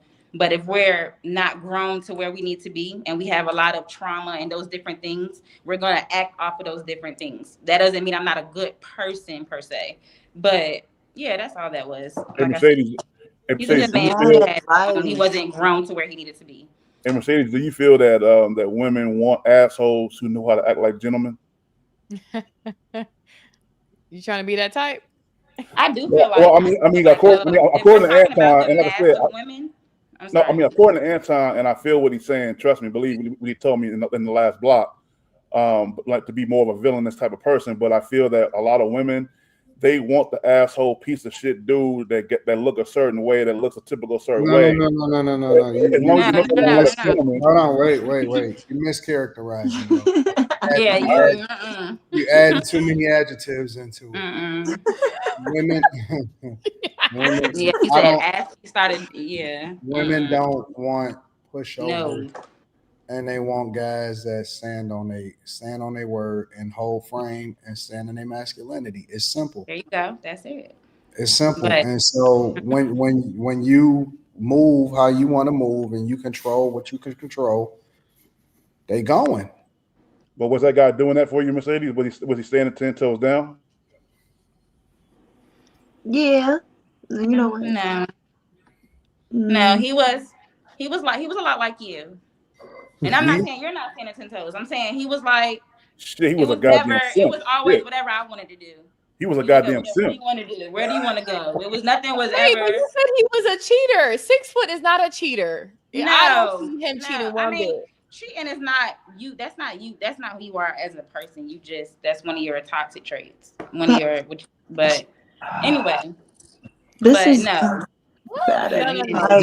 think this is a good conversation. I think that the misunderstanding, I think a lot of times that we try to make it seem like is that women ain't going. I don't have faith in 99% of women and that they not going. I think that y'all, even the married ones, I don't believe that the married ones are not going. I just think that they haven't been tested the way that they should be tested yet. And I think what do you mean? When I was telling Six to be in his villain era, I was trying to tell him that he put too much stock into trying to impress women or to see what women like instead of not caring and just being authentically him. Facts. Because if they like you, and if they going, they going, bro. And so you gotta stop focusing so much on what everybody else, what every woman is doing, and start focusing on what you're doing, bro. Honestly. Cause like even people that's like, oh no, they going. They going. But the best thing that a lot of guys can do for your girls is just keep them out of the mix. If you keep the girl out of the mix, you could probably prolong it or you can probably prevent it from happening. But if they in the mix enough, then they're gonna get tempted, and that's gonna be the end of that conversation. You think that's it for all women? Almost all. I don't think that any woman is. Let me revise that.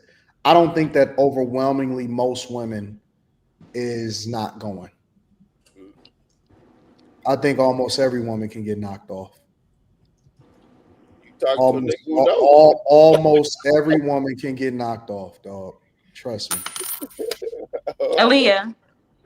So I have a question. if y'all walking around with all of this faith in these chicks, bro, and I'm not convinced.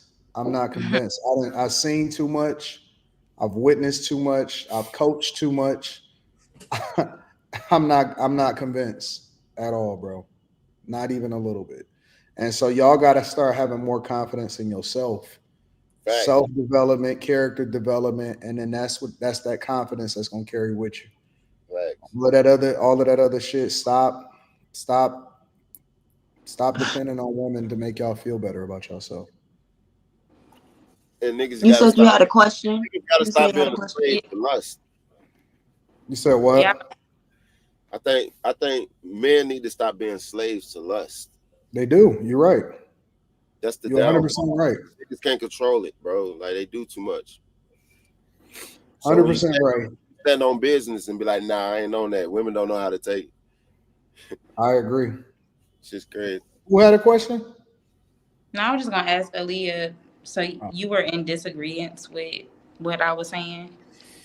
Yeah, I just feel like it's bad advice. Like you said, like well, not advice, but like you were saying that you had a good man, he was providing, he was this, he was that, and then you were saying like, but he just wasn't my person, and he just wasn't my soulmate and everything like that. God. And it's just, I'm just like, that's just what I was talking about. Like, that's delusional. Like, there is, I don't know what you mean by soulmate. That's why I was asking you, like, what do you mean by my person? That's why I was really trying to get into the like, to really what you're talking about, because I don't understand and it just doesn't make sense to me.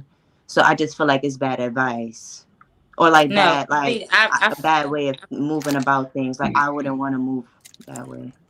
And I know we don't have to stay stuck on this, but I just wanted to ask you that when I was speaking. But no, I feel like you're missing it. I'm just gonna say this. I'm gonna hit this one more time, and I'm gonna leave this whole thing alone. Like I said, I didn't leave. I would have still been there if it was my choice. Two, and with all the toxic stuff that was going on, I still would have tried to work through it. Two, the toxic stuff outweighed everything. Like everything. We even talked about going to counseling. I feel like that would have helped. But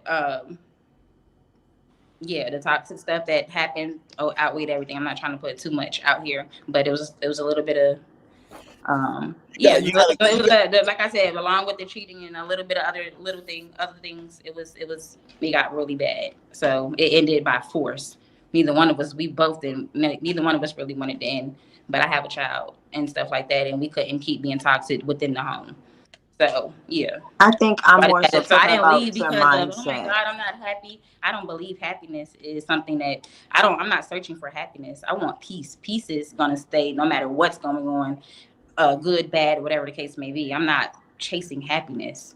So no. So I just want to clear that up because that's the wrong idea. Hey, catch your question, Mercedes. Do you think you pushed him away, but he ended it, but you kind of like you gave him, okay? So then you ended it, not him. Because if you forced his hand, that wasn't. No, I'm saying at some point, that was the start of it. The start was me pushing him away by the start of it was me pushing him away, and then I Mercedes, are you violent? Ooh, I'm okay. Damn. No, listen. I'm a very real honest. I'm gonna be honest. I'm very. Just a little bit. You got a little glitch in the system. I'm gonna be that. I'm gonna be honest with you. I'm gonna be very honest. Honest.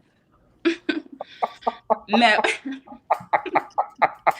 Stop 6'8". Let's talk about it. Okay, listen, Josh. I'm not a violent person, But we did have domestic violence issues, and that's why I said we ended by force. I can tell where it got bad, where who's gonna, because you're a good man and I feel like I'm a good woman, we just gonna stay together and beating on each other. Yeah. No. Oh, wow. Well, we got that. there's already some character Wait a flaws. minute. Y'all can't be good if y'all beating on each other. Hold on. What the hell? That was not a good man. That was not a good situation. Y'all are not good people. Yeah, like that's what I'm saying. We weren't good people. We were unhealed, two unhealed people trying to beat. When you're unhealed, you're already losing. You already lost. When you're unhealed, you can't even you guys define start to good. be together, you've already lost. So I don't think that everybody. wrong. I don't think that wrong because y'all both was in a one fucked mic, y'all. up We gotta do situation. one mic. We gotta have one mic. I don't think that. I mean, I don't have a problem with her not being in that no more. Like, I don't see why that's a problem. And I take accountability, right? Like, I feel like she prefaced the conversation wrong. I was just trying to get to the bottom of it. No, like I said, I don't think it's a problem with her not being in that situation. Like, it just sometimes it just ain't working, and it just ain't working, right? I wanted that, y'all. I wanted to marry that man. I wanted to be Mrs., but I wasn't a wife. You have to be a wife before you're a wife. I wasn't a wife, you know.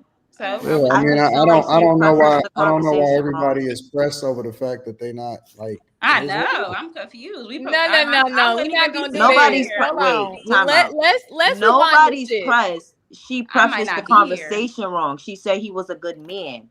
She said he was a provider, this, that, and the third. He was cheating and they was fighting. That's clearly two characters. She didn't start the conversation. Let me hold on. Wait. I guess I still look at him like a good man. Hold on. Somebody, so y'all would rather her be bitter and say that he was an asshole? Yes, like just because y'all didn't work. Because I don't like it when women diss men on their way out the door. Exactly. So just because they didn't work, don't mean that she got to necessarily throw him under the bus. Right. Nobody's saying diss him, but be real. If you know he has the tendency to cheat, that's not a good man. No, if he put his hands on you, I mean, that's not a good man. I feel like you gotta fix both of us, this was our first time going through anything like this. I feel like he was engaged before me. I feel like he never been through a situation like this. I feel like he never had nobody like me. I feel like he's never this was both our first time experiencing a relationship specifically like that. So like I said, I don't think that people should throw people under the bus on their way out the door. Exactly. He could be a good person and a good man, but it don't necessarily mean that they was good together. I mean, I don't see why that's a problem. If she was married to him, we would be having a different conversation. That would be different. Yeah. But she's not married to him, so I don't really understand what the problem is. I would love for people to highlight what was good about a person, or to say something positive about a person on their way out the relationship. And again, it don't mean that they don't regret certain things. It don't mean that everything was peaches and cream. Thank you. But nobody should be the one. All right, let me rewind it. I've done a lot of reaction videos where the first thing that a woman will say is, "I just got out of a relationship with a narcissist," right? Or some shit like that. They always lead with that shit. The one thing that I can appreciate with Aquarius, with Mercedes, is that they actually keeping it 100, and that they not just saying what the negative part was on the other person, but they also admitting their role in what's going on. Anybody can come up here and gaslight and say, yeah, you know what I'm saying, I was the best person in the world and it just didn't work out or some shit like that. But they just being real. They like, yo, you know what I'm saying? I did this, or it was toxic and I got into it. You know, it just is what it is. So it don't mean that the person ain't a good person or they don't have good qualities. It just means that it's some growth, it's some work to do, and it just didn't work out the way that it was supposed to. Anton, I asked him when he tried to do it again. I even asked him that. She just sat here and said that he was a good man, a provider, a this, a that. Well, she listed the qualities. She could have already. She said all of that, but she was still. she was still going on about how he was such a good man and how she wanted to marry him and everything. She said everything before the fact that he was cheating and they was fighting. So this is what I'm saying about being real. We could always be real. She said she took accountability. And you get into a domestic situation, that means you're not a good man. You're not a good man. You're not a good person. I had to leave with the good stuff. I'm asking. If a man lay hands on me and I didn't lay hands on the that's not what she said. That's not what she said. Right. You listen. Exactly. She said that they was fighting. That's why we got a problem. Is because y'all start putting words in people's mouth. Yes. That's not what she said. Anton, I think that what it is that the longer she spoke and the more she kept talking, the more, like my mom always said, my mom used to always teach me, it's saying it's just to shut up and let the person talk, because the more they talk, the more they'll get the more they're telling themselves. Your mom told you. Y'all, that's not what she said. But again, that's not what she said. A domestic violence situation could be a lot of situations. No, you're right. Things. Okay, let's talk about the cheating. She didn't say that, so you can't just add stuff. She said that they was fighting. No, but Josh, that don't mean that he put his hands on her. What if I beat the shit out of him? What he I said y'all was fighting. I never said nobody won or lost. Y'all was fighting. Y'all was both. He also was cheating on her multiple times. She was gassing him up the entire time, and then slid in the fact that he cheated, and then slid in the fact that they was fighting. Hey, yo, Josh. Oh, wait a minute. Wait. So she can't win in y'all mind. No, we not saying that in time. Give me a second. Give me a second. How did we get because where? At first, y'all was mad at her, or y'all Nobody's was not mad at her. Not mad at her. Not mad at her. Y'all was holding her accountable for being a good man. Now, y'all holding her accountable because she left a man that wasn't good in y'all mind. No. Which one is it? Y'all gonna have to make up your mind. Is it one way or is it the other way? No, I just have one question. So if she more information, the longer that Mercedes spoke. So we found out more information. That's what I was saying. But either way, y'all don't like it. No, either. Well, it's no one cares. What do care? Before all of that, so how you really feel, Leah? Making the conversation about you can go ahead on, Carmen. What you say, sweetie? No, before all of that, we found out. We got to move on too. We got to read super. Yeah, we can definitely move on. Go ahead. We found out more information. I'm just saying, if you're vetting for someone that you want to be in a relationship with, in a marriage with, right? You might. What do you mean? Hold on, wait. You might want to vet the fact that he's been unfaithful before. Let's be clear. I mean, that matters. I don't believe. Find out more information. Listen, let me tell you why I got more respect for her. Because I don't believe none of y'all. I believe most of y'all are in toxic situations because y'all present yourself a certain type of way online.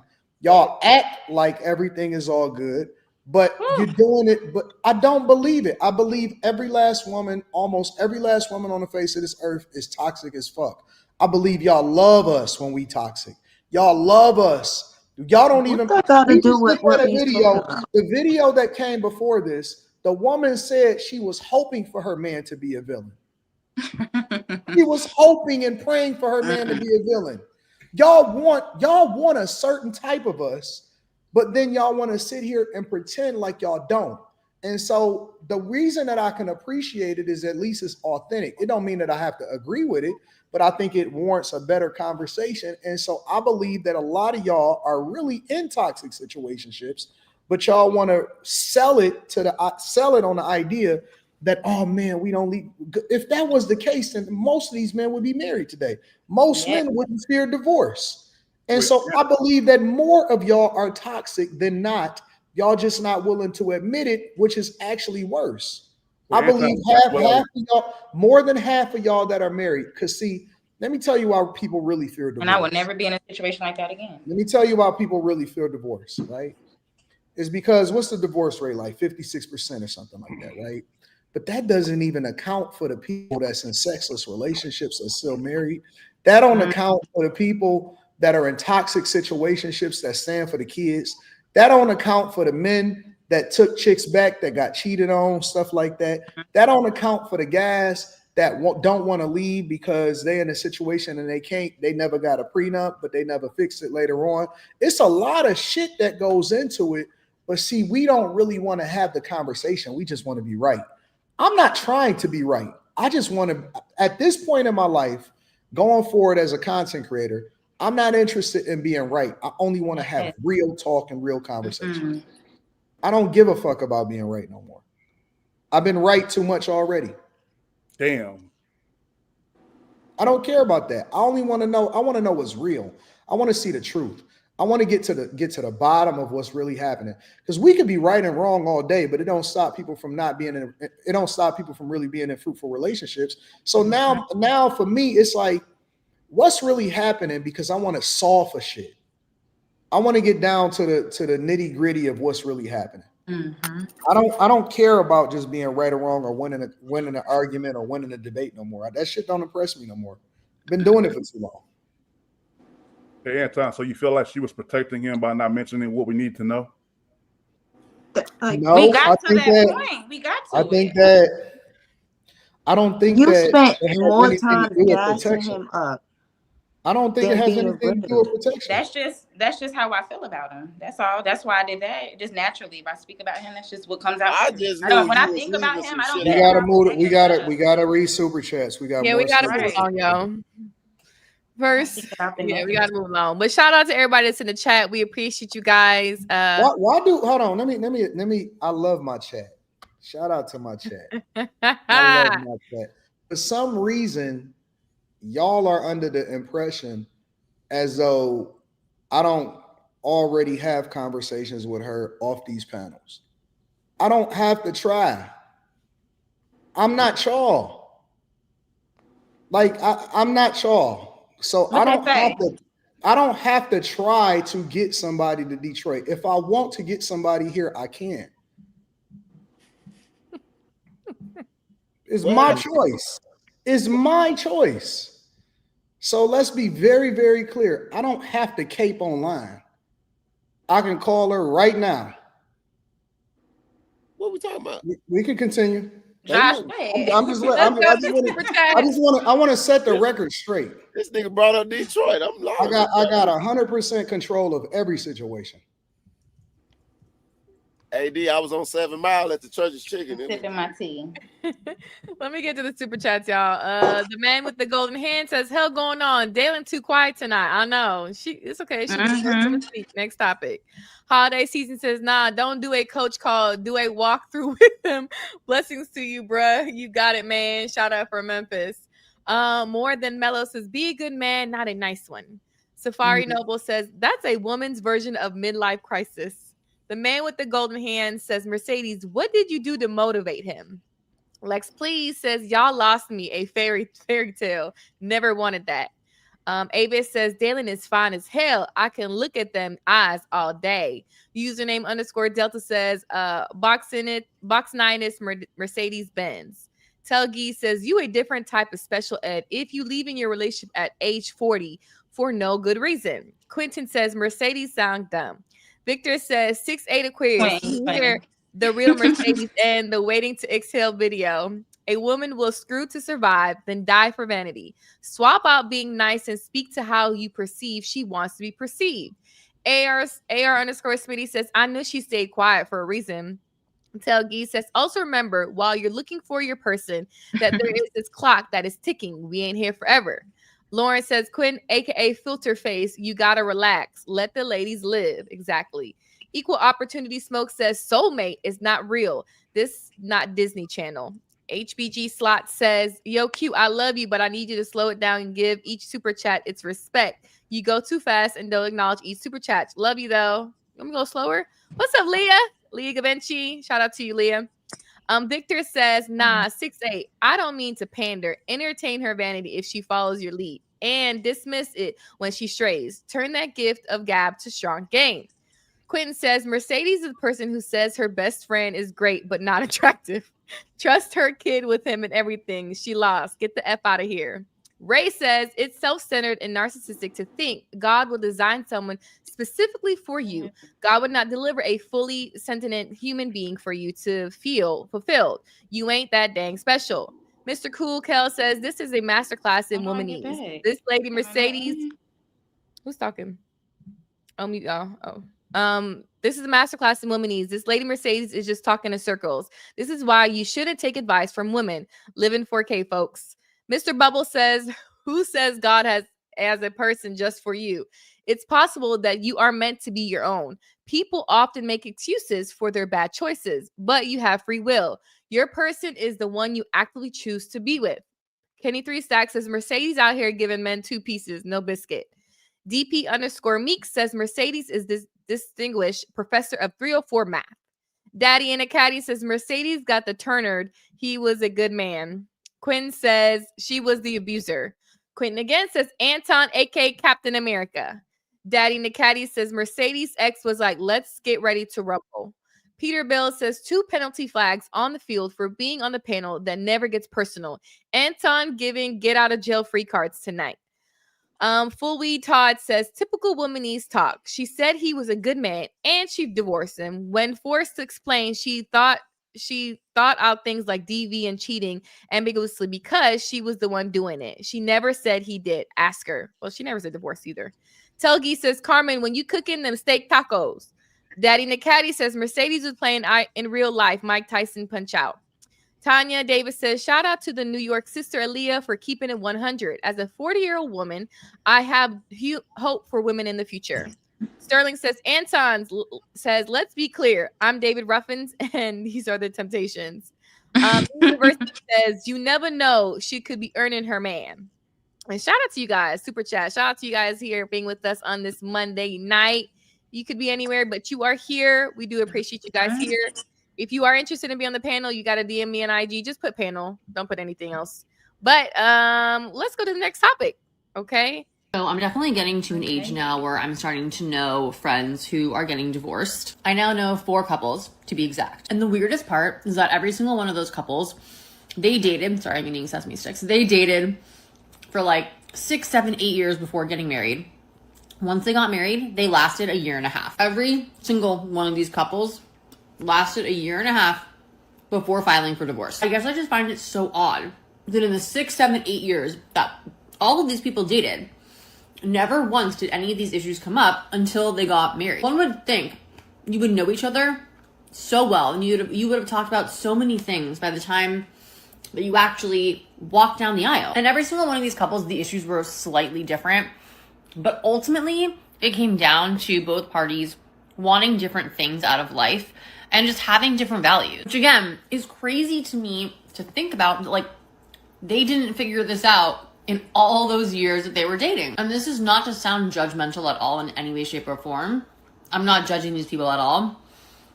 It's more just so interesting to me that it's this pattern. And I'm sure as I get older, there will be people that will get divorced at, like the 10-year mark or like whatever, right? But right now, all of these like early marriage divorces that I'm seeing are all the same reason and the same timeline. Dating for years and divorce right after marriage. Is that a pattern? Is it just this generation of people not getting to know each other or rushing? What do you guys think? Dalen, let's start with you, Dalen, because you've been quiet. What's going on? Well, can you hear me? Mm-hmm. Okay. Perfect. I do think that a lot of people are treating marriage like a relationship trophy instead of looking at it like a commitment and a dedication to giving up the I for us. And I do think that if you date for a long time and then decide to get married, the reason it took so long is because one person or both kind of knew early on that marriage is not something that they wanted from the other, but went ahead and did it. Because if you invest a lot of years into a relationship, you don't want to throw it away. And it's like, I just wasted, all those years and all that time for nothing. I don't know about a pattern so much, but I do think that when you rush into something or just doing it because you feel like you have to, it's just destined to fail. So that's what I think. Anybody else? I partially, sorry. As I say, I partially agree with her. I think a lot of the time when people wait so long, they're settling. If you're in a 5, 6, 7, 8-year relationship with somebody, you're waiting for somebody else better to come along. And by that 5, 6, 7-year mark, you've just realized you're going to have to settle for this person. Most people realize within 6 months to a year if they want to marry somebody. Most men, and they've statistically proven this, most men realize within 6 months of dating somebody that they want to get married to them or they want to be in a long-term committed relationship. So the fact that if you have to date somebody for 5 years before you marry them tells me you're waiting for somebody else to get into the cab because this is not the person you want to be with. But by that time, you could be 25, 30, 32. You're going to settle. You know, society expects you to settle. Your family, your grandma, your mama, your cousins, everybody's like, how come you're not married? You guys have been together 5 years. Most of these people divorce because they're not married to the people they want to be married to. They just settled with them. Everybody settles. I think she mean like knowing that you're gonna decide to be with someone for the rest of your life when you know in your heart you don't have what it takes to be in that person's face for the rest of your life. If a man with you for over 3 years, I don't think it take that long. But when you get into years, you're a placeholder. You're not what he wants. I don't think that guys that talk to women for a long time is thinking that they're ever going to break up with them. A lot of times they with them. I just don't think that they ever necessarily care for the marriage aspect of it. I don't think that they care for people. It's guys that have been with their chicks for 10, 20 years and they just never actually went and got married or they never did it on paper. But I think that everybody settles. Everybody settles. That time, I seen somebody be together for 13 years. As soon as they got married, they was divorced the next year and it was a wrap. Yeah, I don't know what that is. That is weird. I don't know what that is. No, it is real. It is real. I'm not disagreeing with you. I don't know why that happens though. It's common though. I can't figure it out. Kids too. I think it's mental. It's mental more than anything. Baby daddies, that plays a role. You got kids and people don't want to, you know what I'm saying? They want to do them, but not necessarily leave. That's how that be going. I don't know what you know what? If I had to guess, I would say that it's just less pressure when you're not married. I think that the minute that you get that piece of paper, that's when all of the pressure actually starts. Pressure from people, pressure from society, you know what I'm saying? A pressure to make it work, all of that type of stuff. That's the only thing that I can think of, because other than that, I think that people just kind of settle into a routine a lot of times when they've been dating for a really, really, really long time. Right. And I think that when they've been dating for a really long time, the only reason that they get married is because of pressure from everybody else in society, from people saying, why ain't y'all got married yet? Why ain't y'all got married yet? I don't think that that's even really a thing. And I think that they probably will be together forever if they had never gotten actually married, as crazy as that sounds. That's true though. Anton, do you think marriage is routine? Do I think marriage is routine? Mm-hmm. I think it can be. I think it can get into a routine, especially. But see, that's why I always had the philosophy that the dating doesn't actually start until after you get married. Right. Mm-hmm. Right.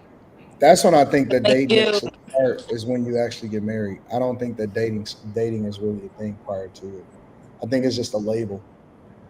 Really, that's going out to eat and getting something to eat together. I think everything starts after you get married. All the realness of marriage starts after you get married. It's the test. Yeah, it is a test to see if you can hold because it. Because it's the most low pressure. Listen, not being married but talking to somebody is like playing pickup basketball. It really don't matter whether you win or lose. You're gonna be back there the next day. It facts. You know what I'm saying? Getting married is like getting drafted into the league. Now you paying attention to your minutes. You got to pay attention to your goddamn contract. You know what I'm saying? Like it's a whole nother ball game, right? We all still hooping, but the pressure is different. You know what I'm saying? The stakes is higher. The stakes is higher, and so you know what I'm saying. When you've been dating the same person for a long time, y'all just hoop together. Like it's like hooping with your friends on a regular basis. As crazy as it sounds, but when you actually got to sign a contract, that means there's money on the line. That means, you know what I'm saying, the pressure is up. Let me ask you this, Anton. I want to hear from you. How important is friendship in marriage for you? I used to think, I think it's more important before marriage than it is afterwards. That's true. Because the friendship aspect of it allows for you to get to know a person, and you get to see who they really are without all of the stuff that the presentation layer, right? The friendship aspect of it, I used to think it was important a lot of times for people to be best friends after they get married. I'm not so sure that I believe that now. I actually probably think a little bit differently. Hey, Anton, that was my problem, was that I didn't spend enough time with the women I was with before I start making long-term decisions. Because you force yourself into them relationships. One time, bro. Stop it. But I'm just saying is that, you know, I was really never really friends with anybody, because I felt like a lot of times, a lot of people out here nowadays, and it was myself included at one point, like I said, we were in a rush to do what we felt was right.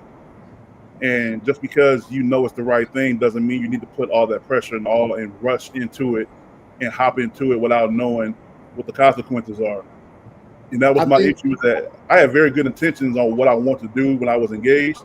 I have very great intentions, but I just didn't know the person I was really engaged to, and she really didn't know me.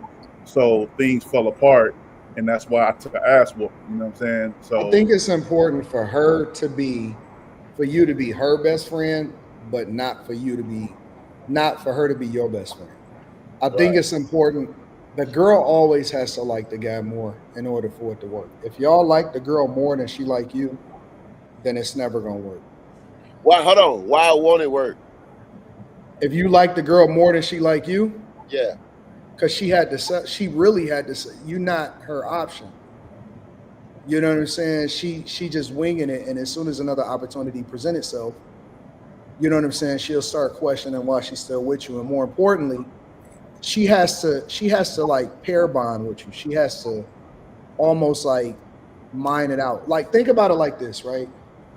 Most women want men that other women want. You see what I'm saying? Right. But men don't want dudes hollering at their chick. Right. And so she gotta like you more than you like her. Like, you have to be a mega star in her mind, and she got your first draft pick. That's not what women are taught, though. They're taught to. Otherwise, it's not gonna work. It's not gonna work, bro. If she doesn't practically worship you, then it's not gonna work. Yeah, I think because you're just gonna coast in it, and you're gonna try to make it make sense, and then eventually she gonna say that what happens to a lot of guys is that they like her more than she like them. If they wind up getting married, she winds up turning into the girl that was previous to what we just played, and then she got to find her happiness when she get 40. Facts, bro. Hey, you know your shit. That's real. I'm just being real. Whereas if she likes you more than you like her, you can do no wrong, nigga. You can do no wrong. Now the test though is, are you really that great, right? Because that's when we have to start holding ourselves accountable.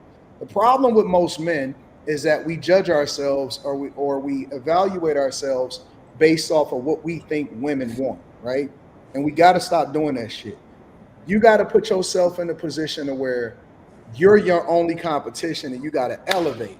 Most guys, the reason that they lose in life is because they do enough to get the women that they think that they want, or they try to work towards being the man that they think that they woman want them to be, which is selling yourself short, right? But if you're working towards being the greatest person that you can be, that's when the real test comes, because it's not necessarily meeting an expectation for her. She then, again, I always say this, she becomes a beneficiary of your greatness, right? So I'm always elevating. Her job now is she keeping up with you? Is she growing at the same rate as you? Right? Because don't a woman want to be left behind. and don't a woman want to be looking stupid? So now she got an expectation. Sometimes if the guy becomes too great, she don't even feel like she deserves it. Facts. Just telling you. So it's a lot to it. Man, relationships are an art, bro. It is really an art. It's an art in how you talk to her. It's an art in how you understand her. It's a art in how you get her to do certain things. And so you could be so great to where you don't necessarily have to be with her no more, but she's still yours. And if you get to that point, then you mastered it. You basically, you know what I'm saying? You the highest level mutant that you can be. But any guy that I see chasing women, as far as like, you know what I'm saying, always wanting to do it or always trying to meet an expectation. That's why I don't have no respect for panda bears, because I know that they're the weakest link. Those are the weakest dudes that I ever seen in my entire life. Facts. Never pander. Never ever pander. Because then, I don't know. Let me stop. What if that works for them? I see a lot of men get boxed when they pander. It never works. It never. You get boxed. You have to get some box. That's what they want. Is the goal to get boxed, or is the goal to be great? Anybody can get boxed. Exactly. Oh no. Box is nothing. Box is nothing. Well, men are going to get the box first. That's what they want first. So that's why they pander to women. No, it's not. See, that's what you don't understand. When it gets to women first. No, do you know what men want? Let me tell you what men want. I'm gonna tell you what men that's worth something want. Okay. I'm telling you the truth. We want to be gods. Like, we want to be worshipped. We want to be adored. We want our names on buildings. We want, you know what I'm saying? We want champion trophies. We want to be in rare air. To feel like the hero. We not feeling like we're heroes. We are heroes. That's why we sacrifice ourselves for our families. I mean, that's why we're willing to sacrifice our happiness in order to make sure that our kids are taken care of. We want greatness. Great men want greatness. Right. Weak men want pussy, and weak men will do anything for pussy. Great men understand that pussy come with being great. We don't have to try. It comes along with it. So that means we have more weak men than we do. Quality. That's true. Unfortunately, that's what I was pointing out. So true. That's it. It's weak just that weak men chase pussy. Great men chase purpose, understanding that pussy come with it. What weakness is it inside of a man, or what is broken inside of a man where he doesn't want to lead with, or should I say not lead with that, but considers sex, leads with lust? Why do we have such an abundance of men that lead with the quickness of sex and lust versus the other thing in relationships? The greatest men is the one that have dick discipline. Right? That's why, listen. Where do they get that? Do you know why it's so many men and women, y'all the worst at this one. It's so, masturbation is a demon, bro. It is killing everything and everybody. Porn and masturbation. It is killing it. It's killing things so much where people don't even actually go out and interact with other people anymore because they got it at their fingertips. Literally. It's destroying people. It's destroying their ability to be social. It's destroying their sensitivity. It's destroying everything. And that's why it's important to have dick discipline. If you have dick discipline, you have it in that. You have it in not, you know what I'm saying, not jumping at every single opportunity that presents itself to you. The minute that a chick say that she like you, niggas is really willing to crash out and give it a whirl. You got to have dick discipline. If you can control that, then you can control everything. Like, what would incentivize these men to have that? I mean, they know that they're supposed to have it, but why truly do we think that they say, well, I could take this route or I could take this one. I'm going to take the route that has the box at the end of the road. But they know that there's a benefit to having dick discipline. Why do we still have so many men that have this information at their fingertips? Because they don't have the information and they don't have strong fathers in their life. And the only thing that they was raised to believe was to pander to women because they was raised by their mothers. So many guys have not been raised with a strong man. And some guys had a father in their life and he was weak. So weak dads, absent dads. Well, for me, I had 9 uncles. All they taught me was, you gotta be that nigga. You gotta get that pussy. I was taught that early. You gotta get that. 9 years old. They was like, you ain't getting your dick wet yet. I'm like, what? Wait a minute. That ain't what my father taught me. My father taught me, never put a woman before your purpose. That's why you living like how you living. And he used to tell me a story, and this is the honest to God truth, and this is some of the realest shit that my father ever told me. He said, you know, when he was coming out of high school, because we went to the same high school. I went to the same high school that he wound up going to, and he went and got a job, and he worked all summer. And he said that he was talking to this chick. He said he was talking to a girl, and he had the option to be able to take her out or to keep saving his money in order for him to buy the Mustang that he wanted. And so he went and bought the Mustang that he wanted, and he never talked to the girl again. And so the lesson in that was, he got the Mustang, and then he got more hoes as a result of it, right? So it didn't matter about the other chick. And he said that, you know, the other chick wound up, you know, getting pregnant and all of that other type of stuff and having a bunch of kids and all of that. And he wound up dodging a bullet. But the point of the whole story was that he wasn't a slave to the hoes. Like, he wasn't a slave to pussy. So why was he chasing them? He didn't. That's the whole point. He chased the car. He was making sure that he saved up for the hoes. He picked the car over the girl. He picked this car over the girl. But the car brought more girls. That's what I'm saying.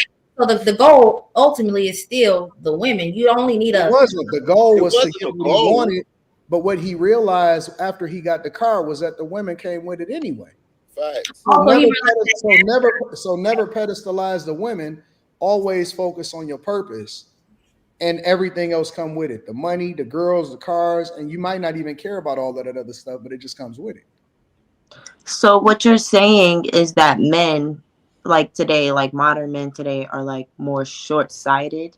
They're like, they think temporarily instead of like longevity. I think that people think about what makes them feel good in the moment. It's about what can get you off at the moment. Look, recently in Chicago, the residents was complaining because a corner was jumping all night long with prostitution. And when you went over there, you seen police cars over there, you seen modern cars over there, like you seen some new shit and all of that. And you think to yourself, like, why would these niggas be over here paying for pussy on the street? Some of these guys is cops, some of these guys is professionals, some of these guys is, you know what I'm saying? They got jobs, they got families. Why would they risk it to be on the sex offenders list? Pussy just got a hold on niggas. It's something that's just on their shoulder. It's like crack. I think that's a cop out. It has to be something Not else. a cop out. It's crack. Hey, yo, it was a book about that back in the day. That is a cop out. Anton, you remember a book about, it was a light-skinned older dude back in the day with a flat top. He was holding a kitty cat in his hand. And Light-skinned older dude, flat top, holding a cat. Yeah, he was on the cover, and it was a book he wrote about men getting pussy and teaching men how to get other things to get pussy. It's an old school book. I'm gonna try to find it. It's not a cop out. It is. Yeah, I'm trying to find that book. It's biological. Like it is. I think it's just easier. Well, I don't think that y'all really know what it feels like. Y'all don't know what it feels like. It's a contract, and it's like, okay, I'm paying it. I don't have to do X, Y, and Z because I'm getting to the end result. I think it's just easier. Let me tell you something. If it was the end of the world, money wouldn't matter. Pussy would. Well, yeah. There's nothing else would matter at the end of the day. You're right. But that's a choice. Nothing else would matter at the end of the day. But that's a choice. If it was the end of the world and you had to choose between getting a woman or eating, niggas would take the woman. Okay, so you're actively saying that men make the active decision to choose pussy over anything else. So it's not really that pussy got crack in it. Weak men do. Weak men do. Okay, weak men choose pussy over everything else. Think about it. Think about it, Aaliyah. I am. Do you know every downfall of every man, usually there's a piece of pussy at the end of there. Bro, We just sit there and witness Shannon Sharp. We just sit there and witness Shannon Sharp fold. He made a choice. Watch that in real time. But what did he make a choice over? Pussy. Exactly. So at the end of the day, it's weak men making an active decision to choose pussy over everything else. It's not that pussy got crack in it. It's that weak men are weak men. No, it don't. It is. It got a little heroin. No, literally, seriously, it's a paralyzing agent. It's a paralyzing agent. Ain't no paralyzing agent. It is a I'm telling you that you are trolling right now. You are absolutely. I'm telling you the truth. There are just weak men. It is a paralyzing agent inside of it that literally renders you. It paralyzes you in the moment. Seriously.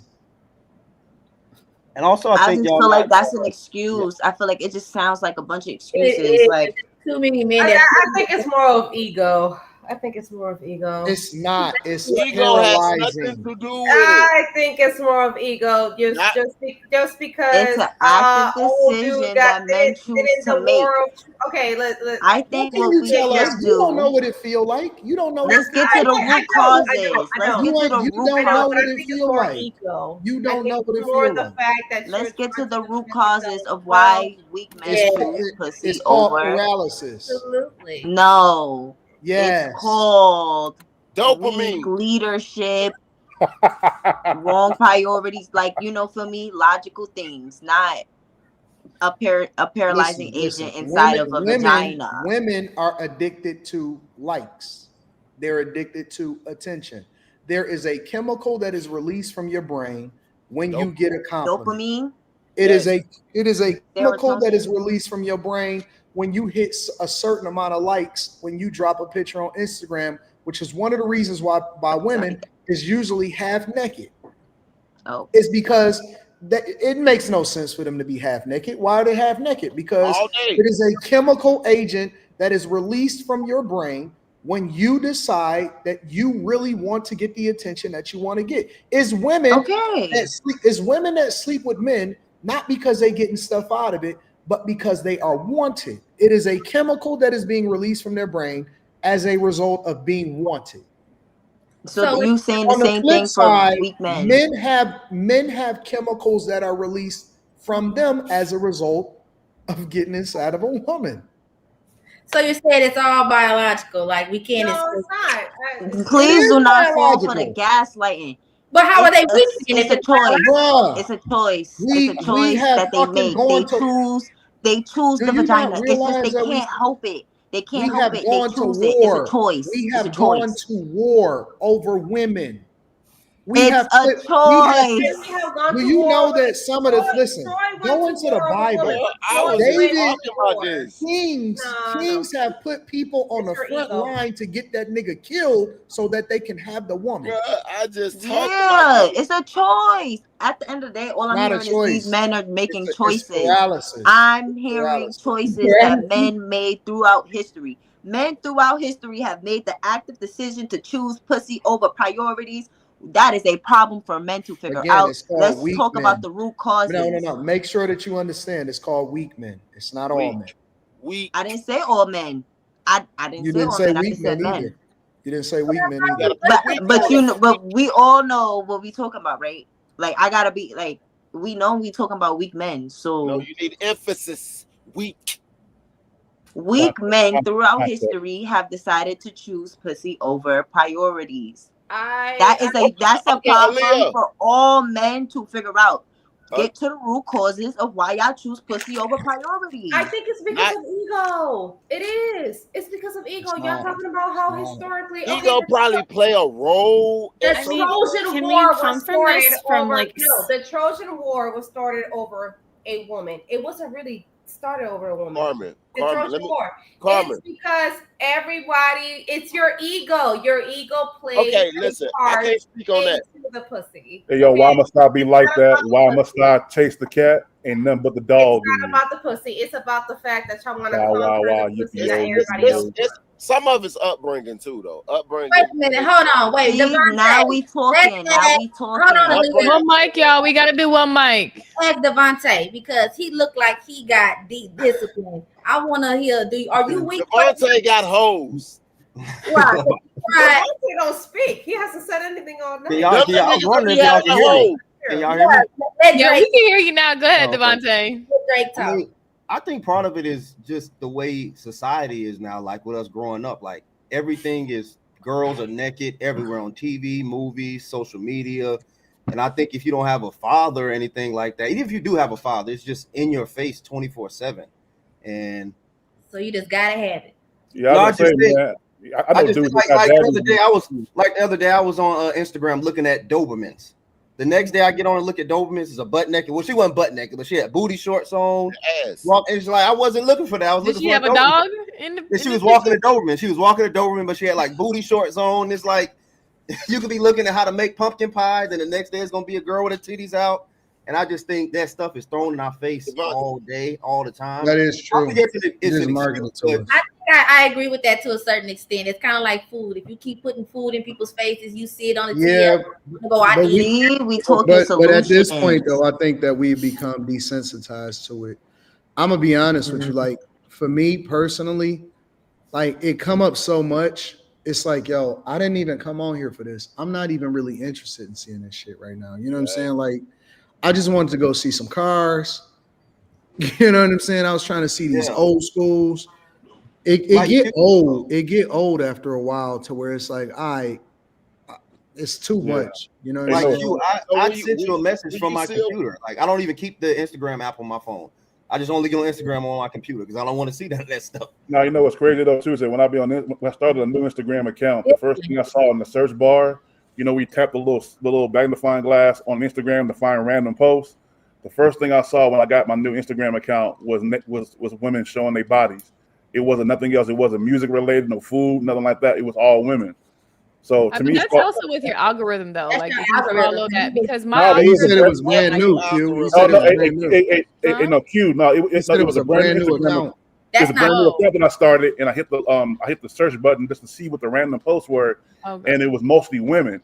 And see, I call it product placement because I don't know if y'all notice when you go in the grocery store, all the name brand stuff is eye level when you go in the store, and all the off brand stuff is at the very bottom. So it's easy for you to grab the name brand stuff than it is to grab the stuff at the bottom that's off brand. So it's product placement with the women. You're gonna get women with big booties and big asses on social media because that's where all the likes come from. But you're only going to see that in your search feed. Yeah, we got to get super chats too.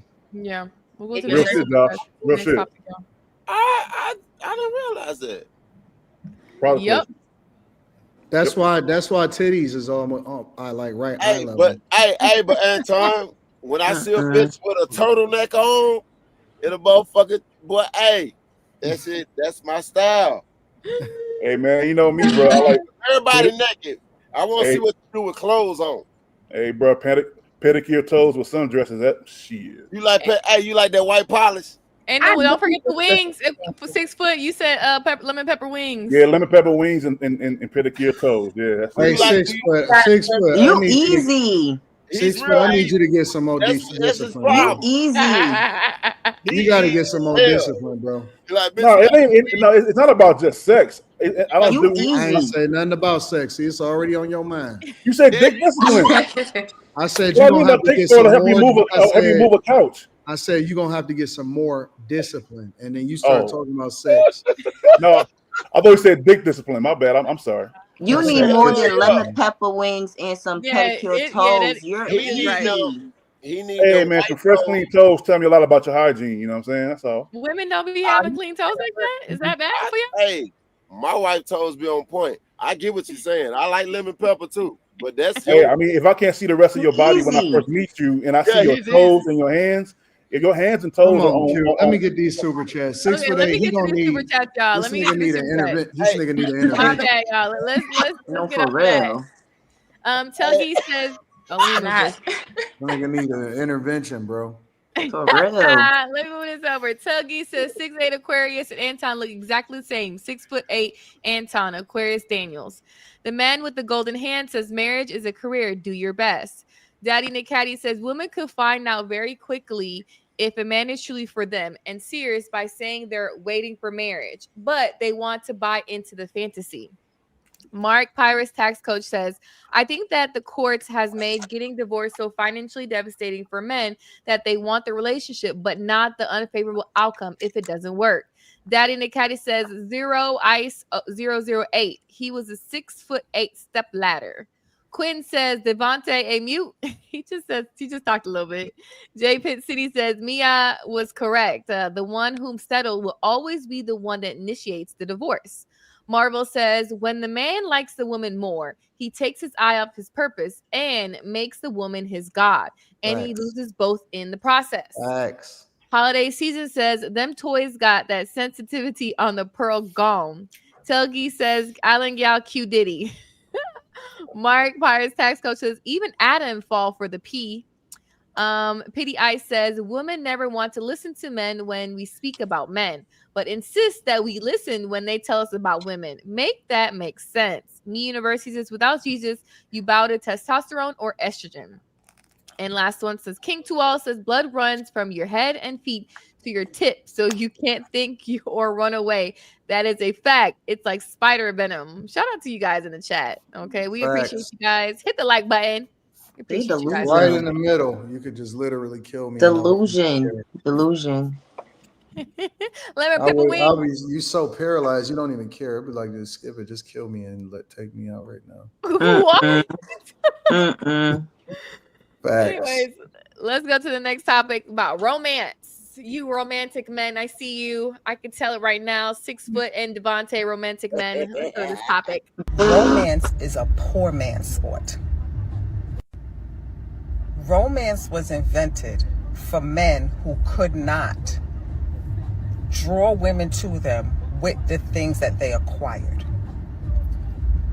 Men who are established, powerful, have resources, connections, and these things, women flock to those men. Men don't have to pursue. Those men don't have to pursue women. It's the average and below average men who need women to believe in a fairy tale. They need women to believe that they're going to save them from something. Romance is not natural to male nature. That's why it's so hard for them to keep up with it. And when they do it, they're doing it to protect their benefit. The benefit is access to you. They're not doing it because they're naturally romantic. They're not. The male nature is survival. It's eat. It's prey on what I need. They become tamed in society, right? Because we can't have men out here just killing and maiming. But romance and loving, that shit is not in male nature. I'm so confused. Ladies? Go ahead, Mia.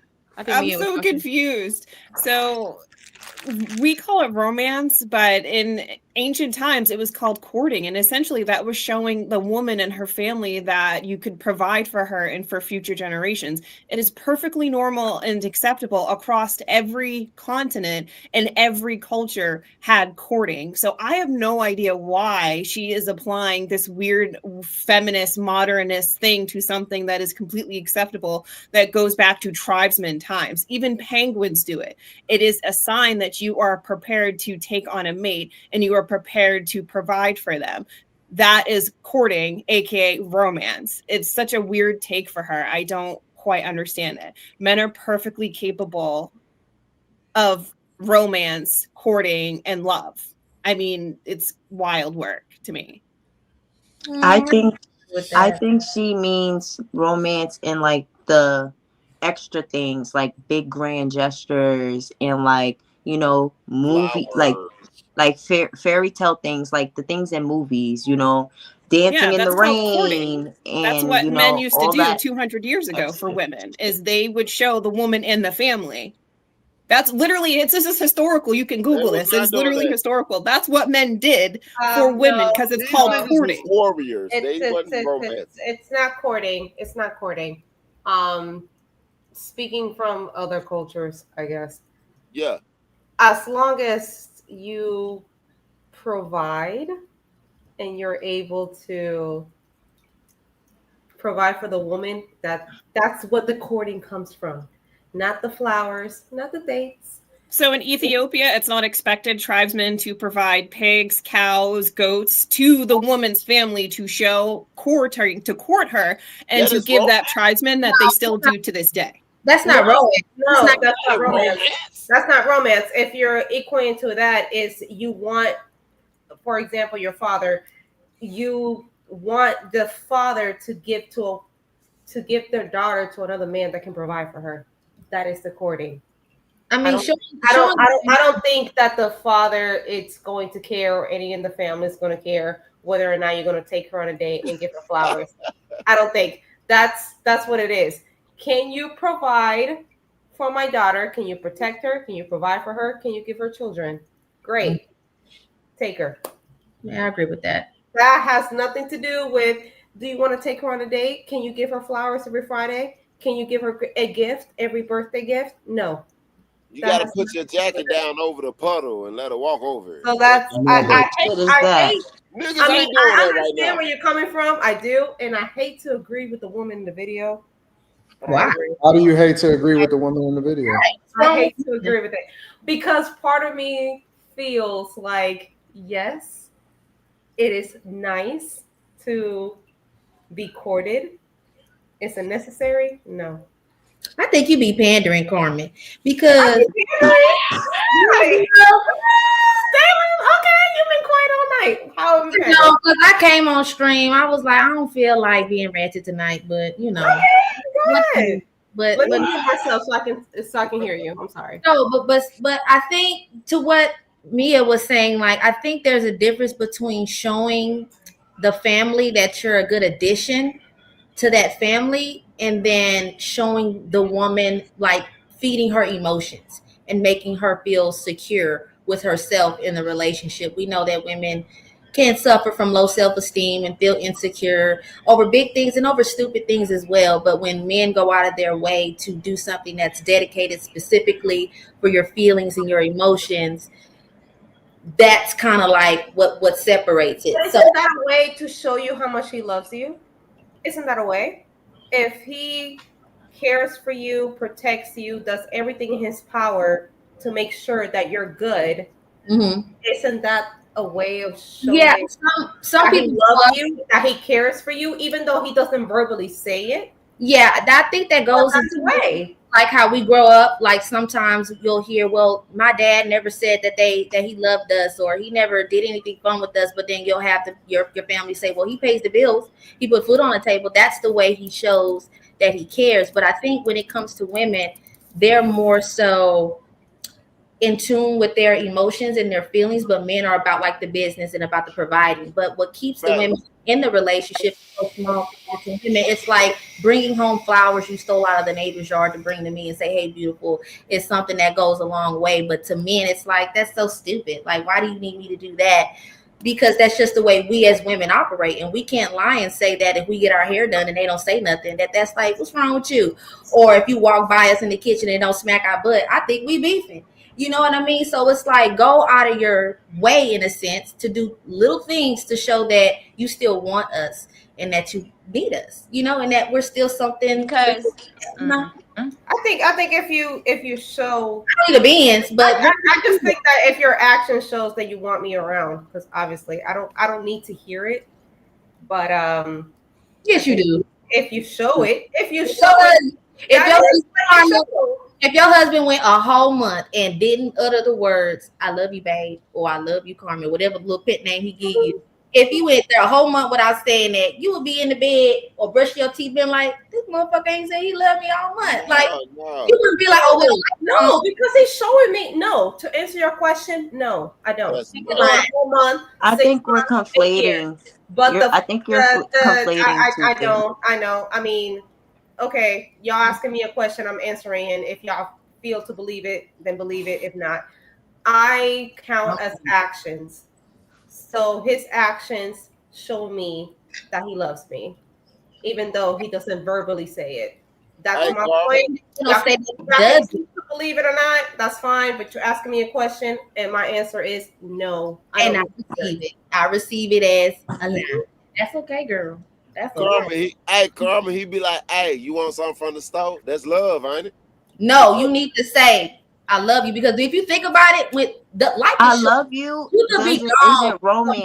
No, Joshua. No, Joshua. To answer your question is he wouldn't ask me, do you want something from the store? He will already bring it. Hey, Carmen, do you feel like that's a man thing, or was it a woman and man thing you're saying, or is it just women you're saying that's referring to? With the actions of love? Right. You think that's more, do you think women need more actions than words, or vice versa with men? Because I feel like men need to hear every now and then from their women that I am proud of you. And you are and you're doing a really good job. No, that doesn't have any gender. I don't. To answer your question. Come on, bro. I think we're conflating. If you need verbal affirmation from me, I'm proud of you that I'm proud No, of you you. get a promotion at your job, or you making mad money. You saying that you wouldn't to put it in a bigger to speak life into you. No, I'm not here to be your motivational That's modern speaker. men. What? I'm not here to be a motivational speaker. Do what you do, and through your actions, you show me how much I love you and how much he loves me. So I don't think that has a gender. So how do you show your husband you appreciate him for all that he does? Well, before you answer that, you don't have to answer that. All right. I can answer it. I want to make sure I help y'all to understand that you guys do not have to bring your personal situation into it. If y'all choose to do that, then that's on you. But y'all do not have to bring your personal situation into these conversations. Just letting y'all know. No, I show my husband that I love him every day because I'm here. I do things for him all the time. So that's how I show him that I love him. Do I tell him that I love him? Yes, that's my choice. He doesn't need to hear it from me every single day. He don't need to hear it. I love you. You're a great man. I'm proud of you. He don't need to hear me say that every single day. Of course, he knows. I have a question. He knows that I love him. He knows that he does great things for me. So no, the answer is no. You don't need to exacerbate But why it. y'all conflating I love you with romance? Oh, I'm sorry. What was your position, Aaliyah? No, I'm just saying, like, I love you is like bare minimum. Like, that's not romance. Like, when I think romance, I'm thinking like grand gestures, or I'm thinking about like not even grand. It could be small gestures, but like things that you're doing to go out of your way to, like, like things that you wouldn't necessarily have to do, but you want to do to make me feel nice or make me feel better, or like things of that nature. Like saying I love but I you. don't have to verbalize that, because Like saying I love you is like bare minimum. So the actions show more than words. And somebody had a question for me. Yes, Mercedes, you had a question for me. Yes. Do you think that a man can do all those things, like provide and take care of you, the home, and the kids and everything, and still not really want you or desire you or be in love with you still? Yeah, in love and attracted, like really want you for real? That's a question for him. Do you ask a man that? You're asking me if he does those things out of obligation as opposed to. Hold on, let me hear her. You're asking me if a man does all of these things out of obligation as opposed to just want me. No, I'm asking you, do you believe all of that can exist at the same time? A man can do all of those things and make sure a home is good, but still not want you? Yes. Okay. Because out of obligation, sure. But even that makes you think you're not just some afterthought, because he's even providing and protecting, because you're not just an afterthought. Like I don't believe a man does that just out of anybody. So even if he does do it out of obligation, no, feeling attached to it. Well, I guess more of a he definitely not going to do that just for anybody. But I'm speaking more. I guess more of a situation where you guys are already together. You know, you've already been together for a while. Do you feel like, you know, the man falling out of love and, you know, not really attracted to you and all those things, but still taking care of home that's existing? Yes, I do. I do believe it. Looks fade. Not everything is going to be great. So yes, if he's still willing to take care of you, that is a form of love. I do. The lady that was on the video, in my opinion, she's absolutely right. She is 100% right, and it's a poor man's sport. Most guys don't even believe in Valentine's Day or Sweetest Day. Sweetest Day is a made-up fucking holiday. I never heard of it. Sweetness Day? Yeah, exactly. You ain't never heard of Sweetest Day. That's some shit. It's only in certain regions. Sweetness or sweetest? Sweetest Day. What day is that? I never heard of that. Yeah, that's the day when women do for men. Oh, like the. Oh, that's why we ain't never heard of it. Y'all don't do shit. No, I mean it ain't even a day that women do for men. It's just like it's like Valentine's Day extra. Yeah. So when you think about it, like honestly, I think that the lady is absolutely right. That it is a poor man's sport. All of that extra gestures and shit like that in order to keep a woman's affinity for you or to try to woo her. When I see guys that be doing this, buying flowers on the first date and shit, I be like, no, dog, you don't want to do that. I do. I think that it's supporting. Anton, can I ask you something? I think that guys that try to be overly romantic. So you mean inside of the relationship as well? So he can't bring flowers the first date? Hell no, I wouldn't do. No. If you bring flowers the first date, you a simp. Why am I doing bring what? flowers the first date? I'm bringing flaming hot Cheetos, bitch. This is what.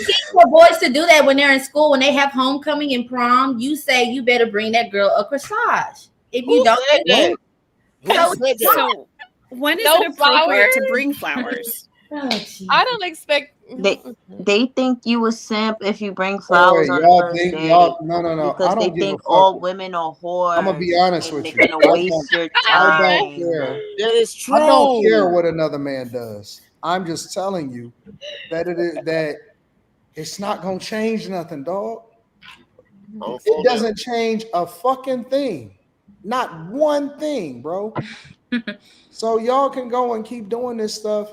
Men that are busy is the thing that women want. Women want men that are productive and fucking busy. Facts. Men that are building shit, making shit, taking care of shit. She want to jump into. She want to be a part of that.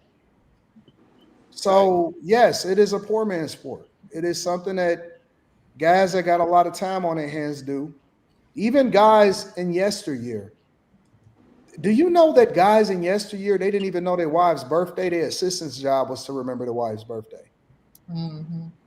Guys of significance that had resources, their assistant would take care of that type of stuff. They wouldn't do that shit.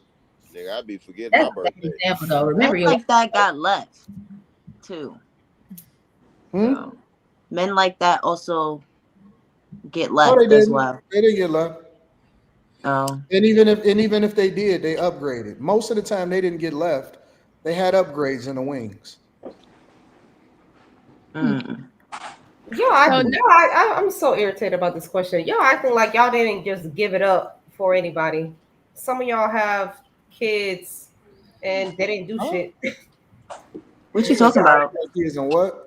What you talking about? No, I'm saying like y'all acting like it's so irritating because y'all acting like you wanted men to make this big grand gestures, but a lot of times, a lot of you women gave away and have kids by dudes that never did anything for you, never did this grand romantic gesture.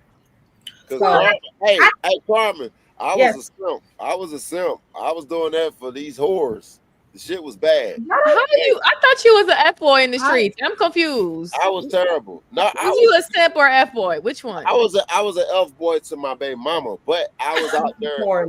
I know it's a lot. It's a lot. I was out there loving. My point with the statement is y'all don't require all of this grand gesture. No, I tell guys all the time that rules is only for guys that she don't necessarily care for. That y'all don't like. Exactly. And ain't no rules for the guys that she like. So, ain't no rules. So yes, it is. It's 100%. There are a lot of undeserving women that have the same expectation that other women that probably don't have the same background or experience, or sexual experience they do, but that's because they see that those women can get those things. So I think that there are women that don't have that type of past or lifestyle that still have those expectations. So I think that's probably what the conversation is speaking to. Like even women that do deserve those things, it's like don't no woman deserve nothing. That's what I'm about to say. Who deserves it? You don't believe that. Who deserves there is no woman that you don't deserve. Nobody deserves anything. No man or woman. You get what you earn. I don't think that anybody deserves anything. Hey, Anton, do you deserve what you earn? Well, yeah, that's the whole idea, is that you get what you earn. So you still deserve something. I think that deserve is a very dangerous word, because people affirm themselves and women affirm other women that say, you deserve this, you deserve that. I don't think, like, you work for what you get and you earn what it is that you get. I don't think that, or you have grace. You've been blessed. But I don't think that anybody deserves anything. You get what you earn. Deserves breeds entitlement. So it makes women feel like that's what we're supposed to get. Talk to you tomorrow. Yeah. So I don't. And again, I think that when I see guys pandering and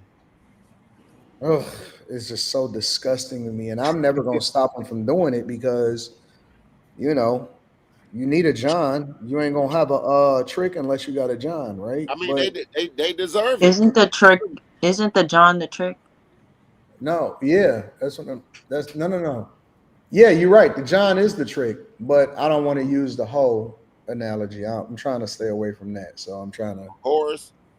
I don't no. I'm trying to be nicer. I'm cleaning up my act going into a million subscribers, because I got new advertisers coming, new sponsors coming. Oh, but the point is that I'm making is that yawn.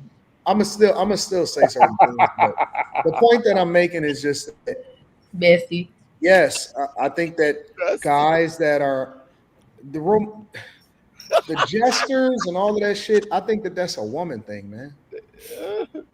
It's for the woman.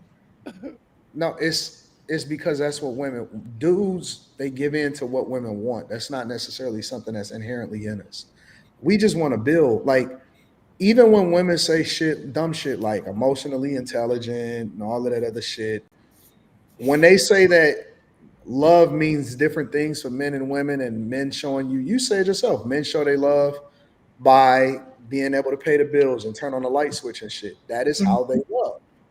They don't have to necessarily lean into romanticism in order to show somebody that they love them. But that's how women operate. That's how they think. That's why I think the small gestures aren't a big thing, because it's not at your expense. You know, you're not going it is at my expense. No, it isn't, because you should want to do something that makes your wife smile and feel good about herself if it's something small. Like did you see the kind of car that she got? That's what I was just saying. Like, well, you could do stuff like that, but for the average man, you don't have to, go out and buy like this diamond necklace that you really can't afford. But if you'll like go to Sephora and get like her favorite concealer, hell no, go to who? No, so you don't think you think I'm ever heard of? You think that's an example?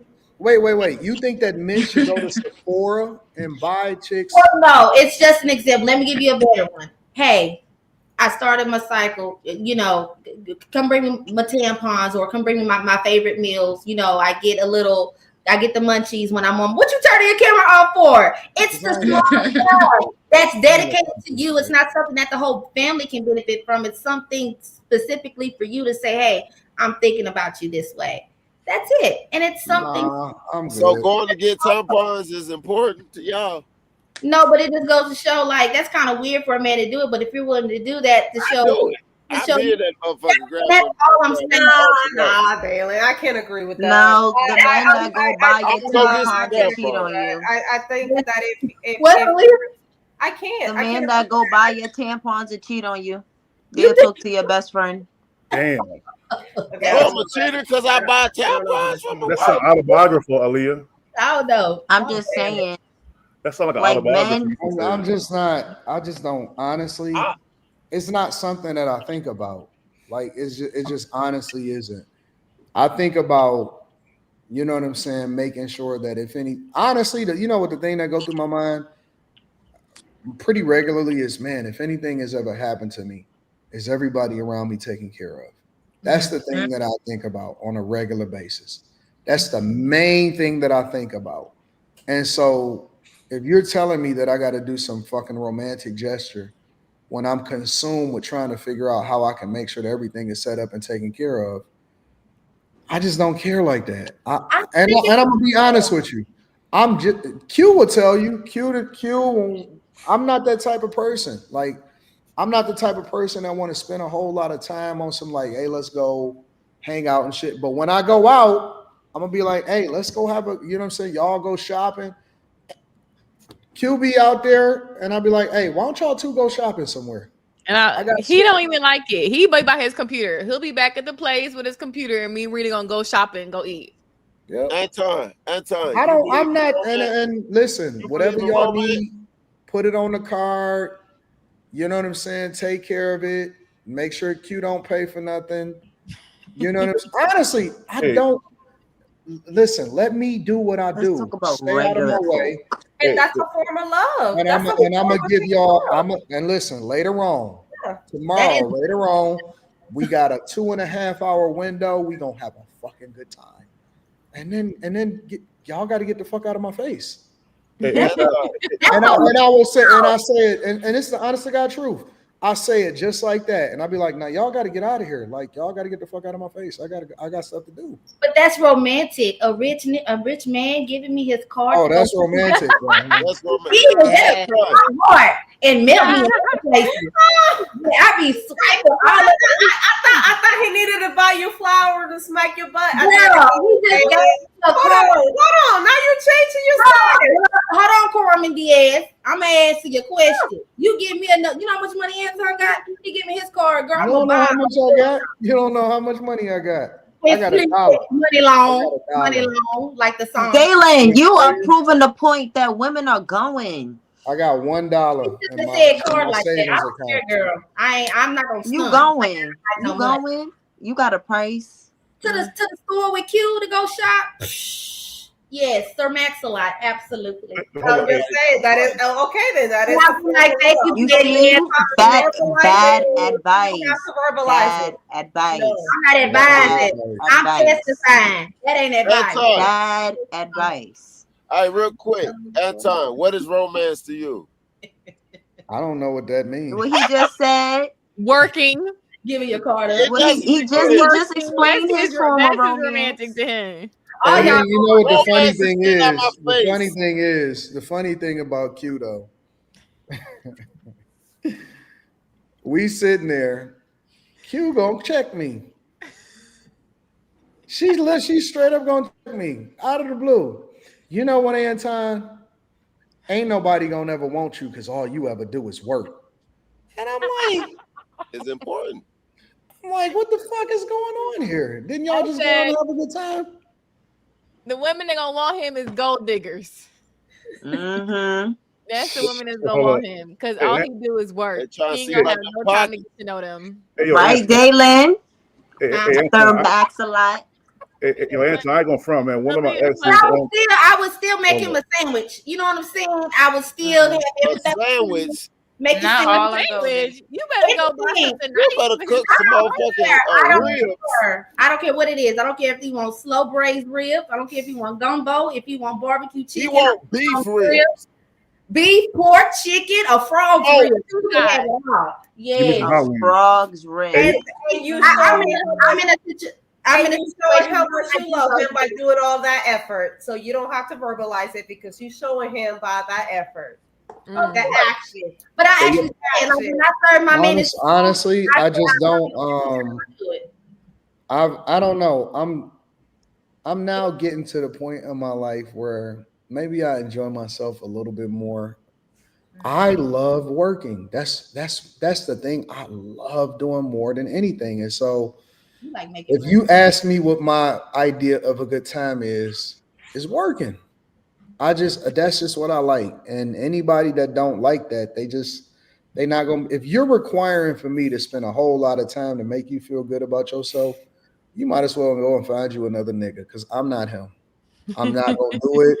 I'm not gonna change my schedule. I'm not gonna make you feel good about it. I'm gonna bring my computer with me wherever it is that I go. Everywhere.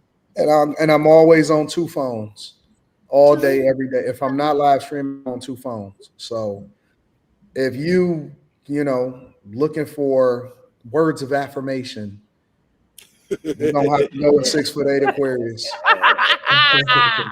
You got to go with Aquarius. Ain't nothing wrong with what I said, man. Come on, bro. Ain't nothing wrong with what I said, man. Y'all stop front. I'm not gonna lie, 6 foot Aquarius. I'm not telling you I love you and I'm proud of you every single day. Like no, I didn't say every single New day. York girl, you know she ain't saying that. No, I'm saying the example that I Anton, mind your gave. business. We not talking about where I'm from.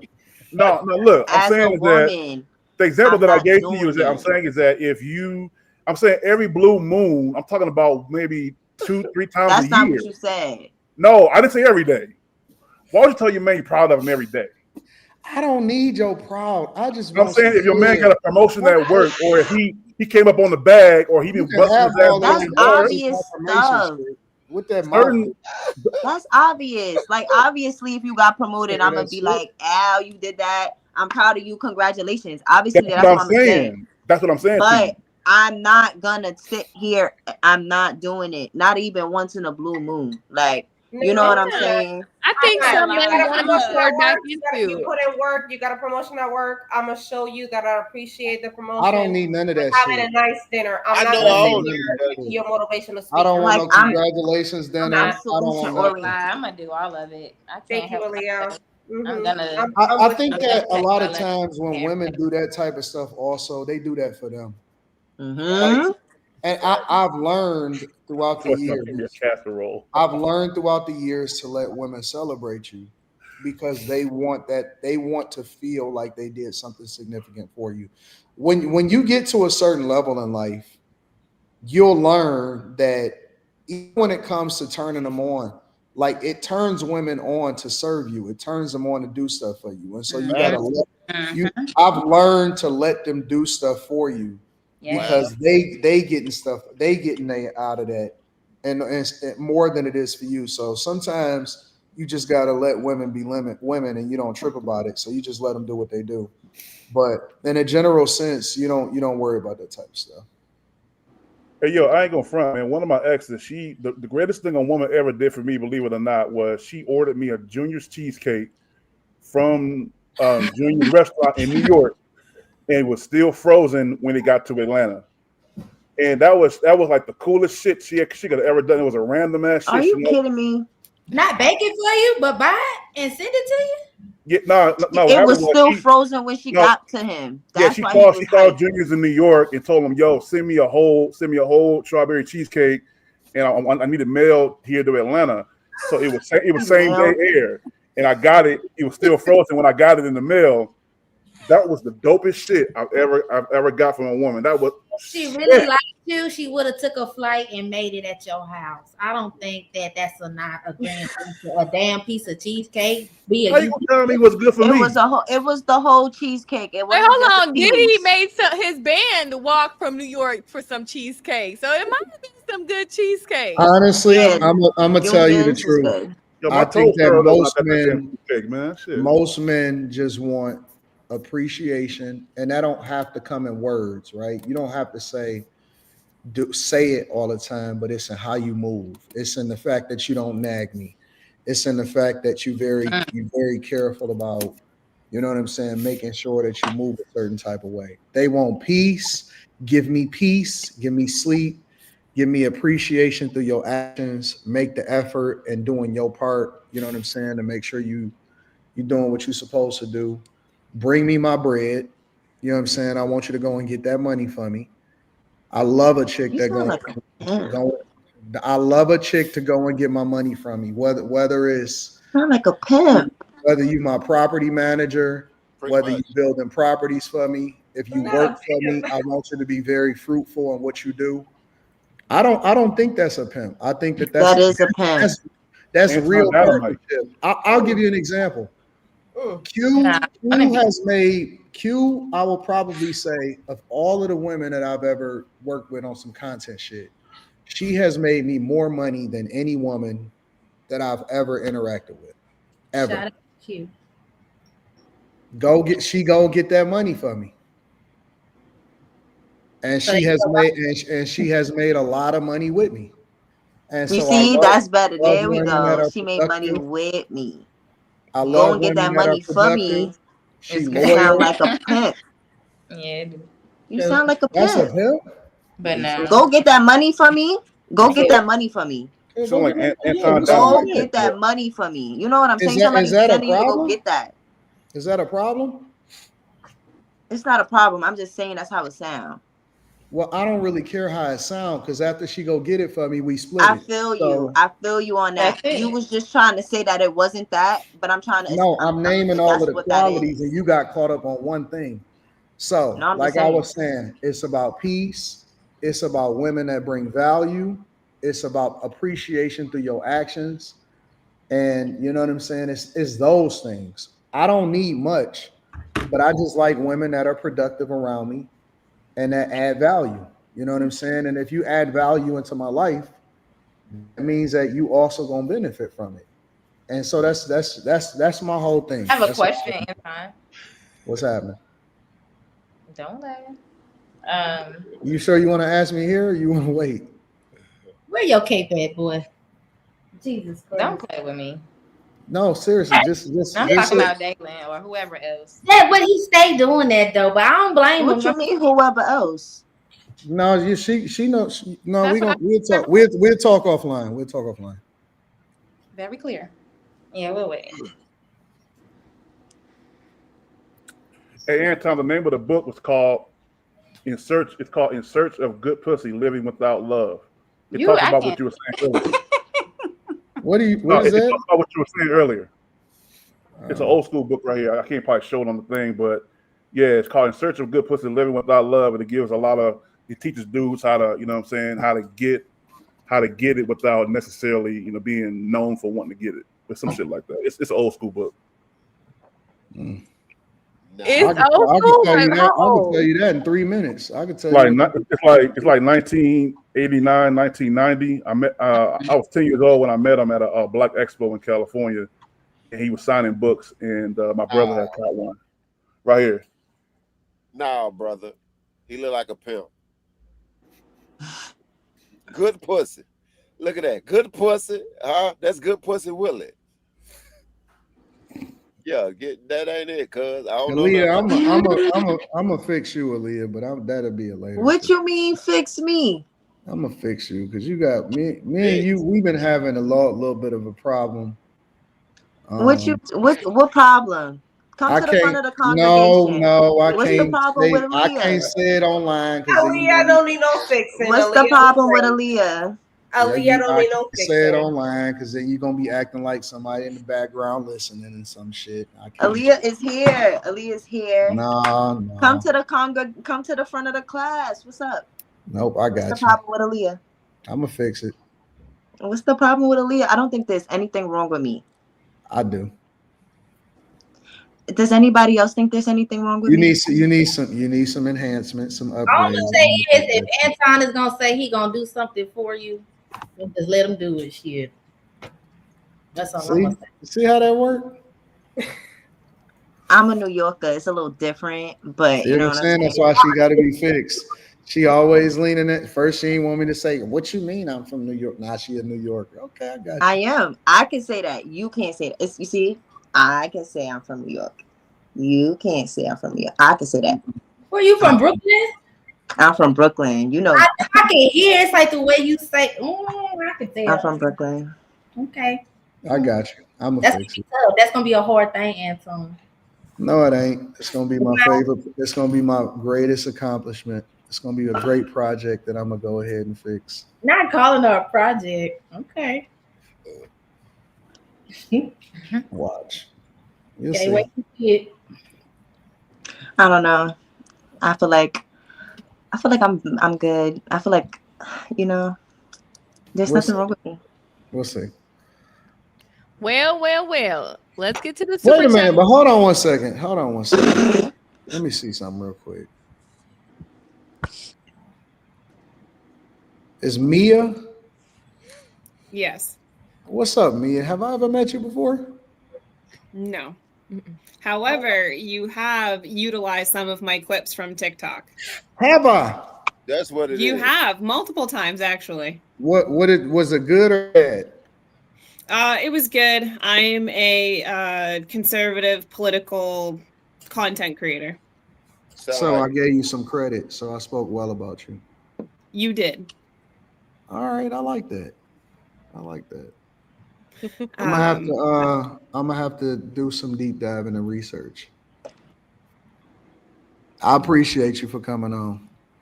I appreciate for the invite. Thank you, Q. You're welcome. This has been great. My niche is political content, so it's been nice to get out of that sphere and just have a different type of conversation. It's very nice. I do really appreciate it. Yeah, I appreciate everybody for coming on. Even 6'8" for sharing. Damn, what that mean, man? No, but shout out to y'all. Hey, man, We like walks on the beach. Ain't nothing wrong with walks on the beach now. Hold on. Right, man. He'll take you there. Let me get to these quick little super chats and then we can shout y'all's channels out. Holiday Season said, Ninja need an intervention, Anton. Jabbar says, romance never felt authentic. And also, testosterone produced super powerful sex drive. Since women have super low levels, they have no says on how to overcome it to focus on purpose. Your boy Liam says, Devontae looks like a Japanese turtle. Spacer says, the only thing women from book can say is shaking my suck my son. That is not what we say. That is not nice. Well, that's all we got. We'll go through the panel. Shout out to everybody that's here. Make sure you follow the content creators on here. But we'll start with Carmen. Shout out your channel, where the people can find you at. You can find me on Instagram, Carmen.Diaz92. All right. Joshua. You can find me everywhere. Joshua King TV. Okay. Valen. Y'all can find me on Instagram at Tenderoni. Those are zeros. I'm not a content creator. I just make content. So watch me cook my meals for my family and my man while y'all trying to say I can't cook. Okay. Aaliyah, do you want the people to find you? No, but y'all will see me soon on your screens. That's a promise. Okay. Mercedes. The Real Mercedes on everything. And that's it. Okay, 6'8" Aquarius. They're telling you to take the Aquarius out your name. Man, I ain't changed shit. Ooh. Stop it. Just make it. Come on, man. See, he already starting. Look, he already me. He ain't doing shit. Nah, you can find me. I got a new podcast with my co-host Left Fresh. It's called the 8580 Podcast. It's on YouTube, and we discuss music. We discuss football, sports. We discuss pop culture, current events. And we just started 2 weeks ago. And so if we can get some people over to the channel and subscribe and like the videos and kind of see what we got going on, it would be appreciated. And like I said, it's just, two grown men just, saying what's on our heart. So 8580 Podcast on YouTube. I would appreciate the subscription. Okay. Thank you, sir. And who do we miss? Mia. Go ahead, Mia. You can find me It's Mia Not Maya. I'm primarily on TikTok and X. However, you can also find me on YouTube at the New Party Podcast, which runs Monday through Thursday at 8 p.m. Okay. Devontae, what about you, sir? I want to know if I'm tripping or not. Like, Aaliyah looks identical to my little sister, like exactly like her. So I want to show y'all a picture of her. Like, am I tripping? Wait, are y'all related? No, but I swear I watched Anton Daniels last month. I was like, that look like my little sister. I was about to call her. Y'all do kind of look alike, though. Y'all do kind of look alike. Y'all favor each You saw other. other pictures. I was like, she kind of look like my sister. Y'all favor each other. Aaliyah look like that girl Lele, that little girl rapper that grew up. Y'all know who that is? That girl Lele. I know who you talking about. Yeah, you look just like her. She's a cute girl. You think so? Yeah, that means you cute too, girl. Okay, I'm going to bed. Last one, y'all. Women don't want ramen. They want content. Shout out to everybody on the panel. I appreciate you guys. You guys have a good night. See you maybe next Monday. Bye, guys. Have a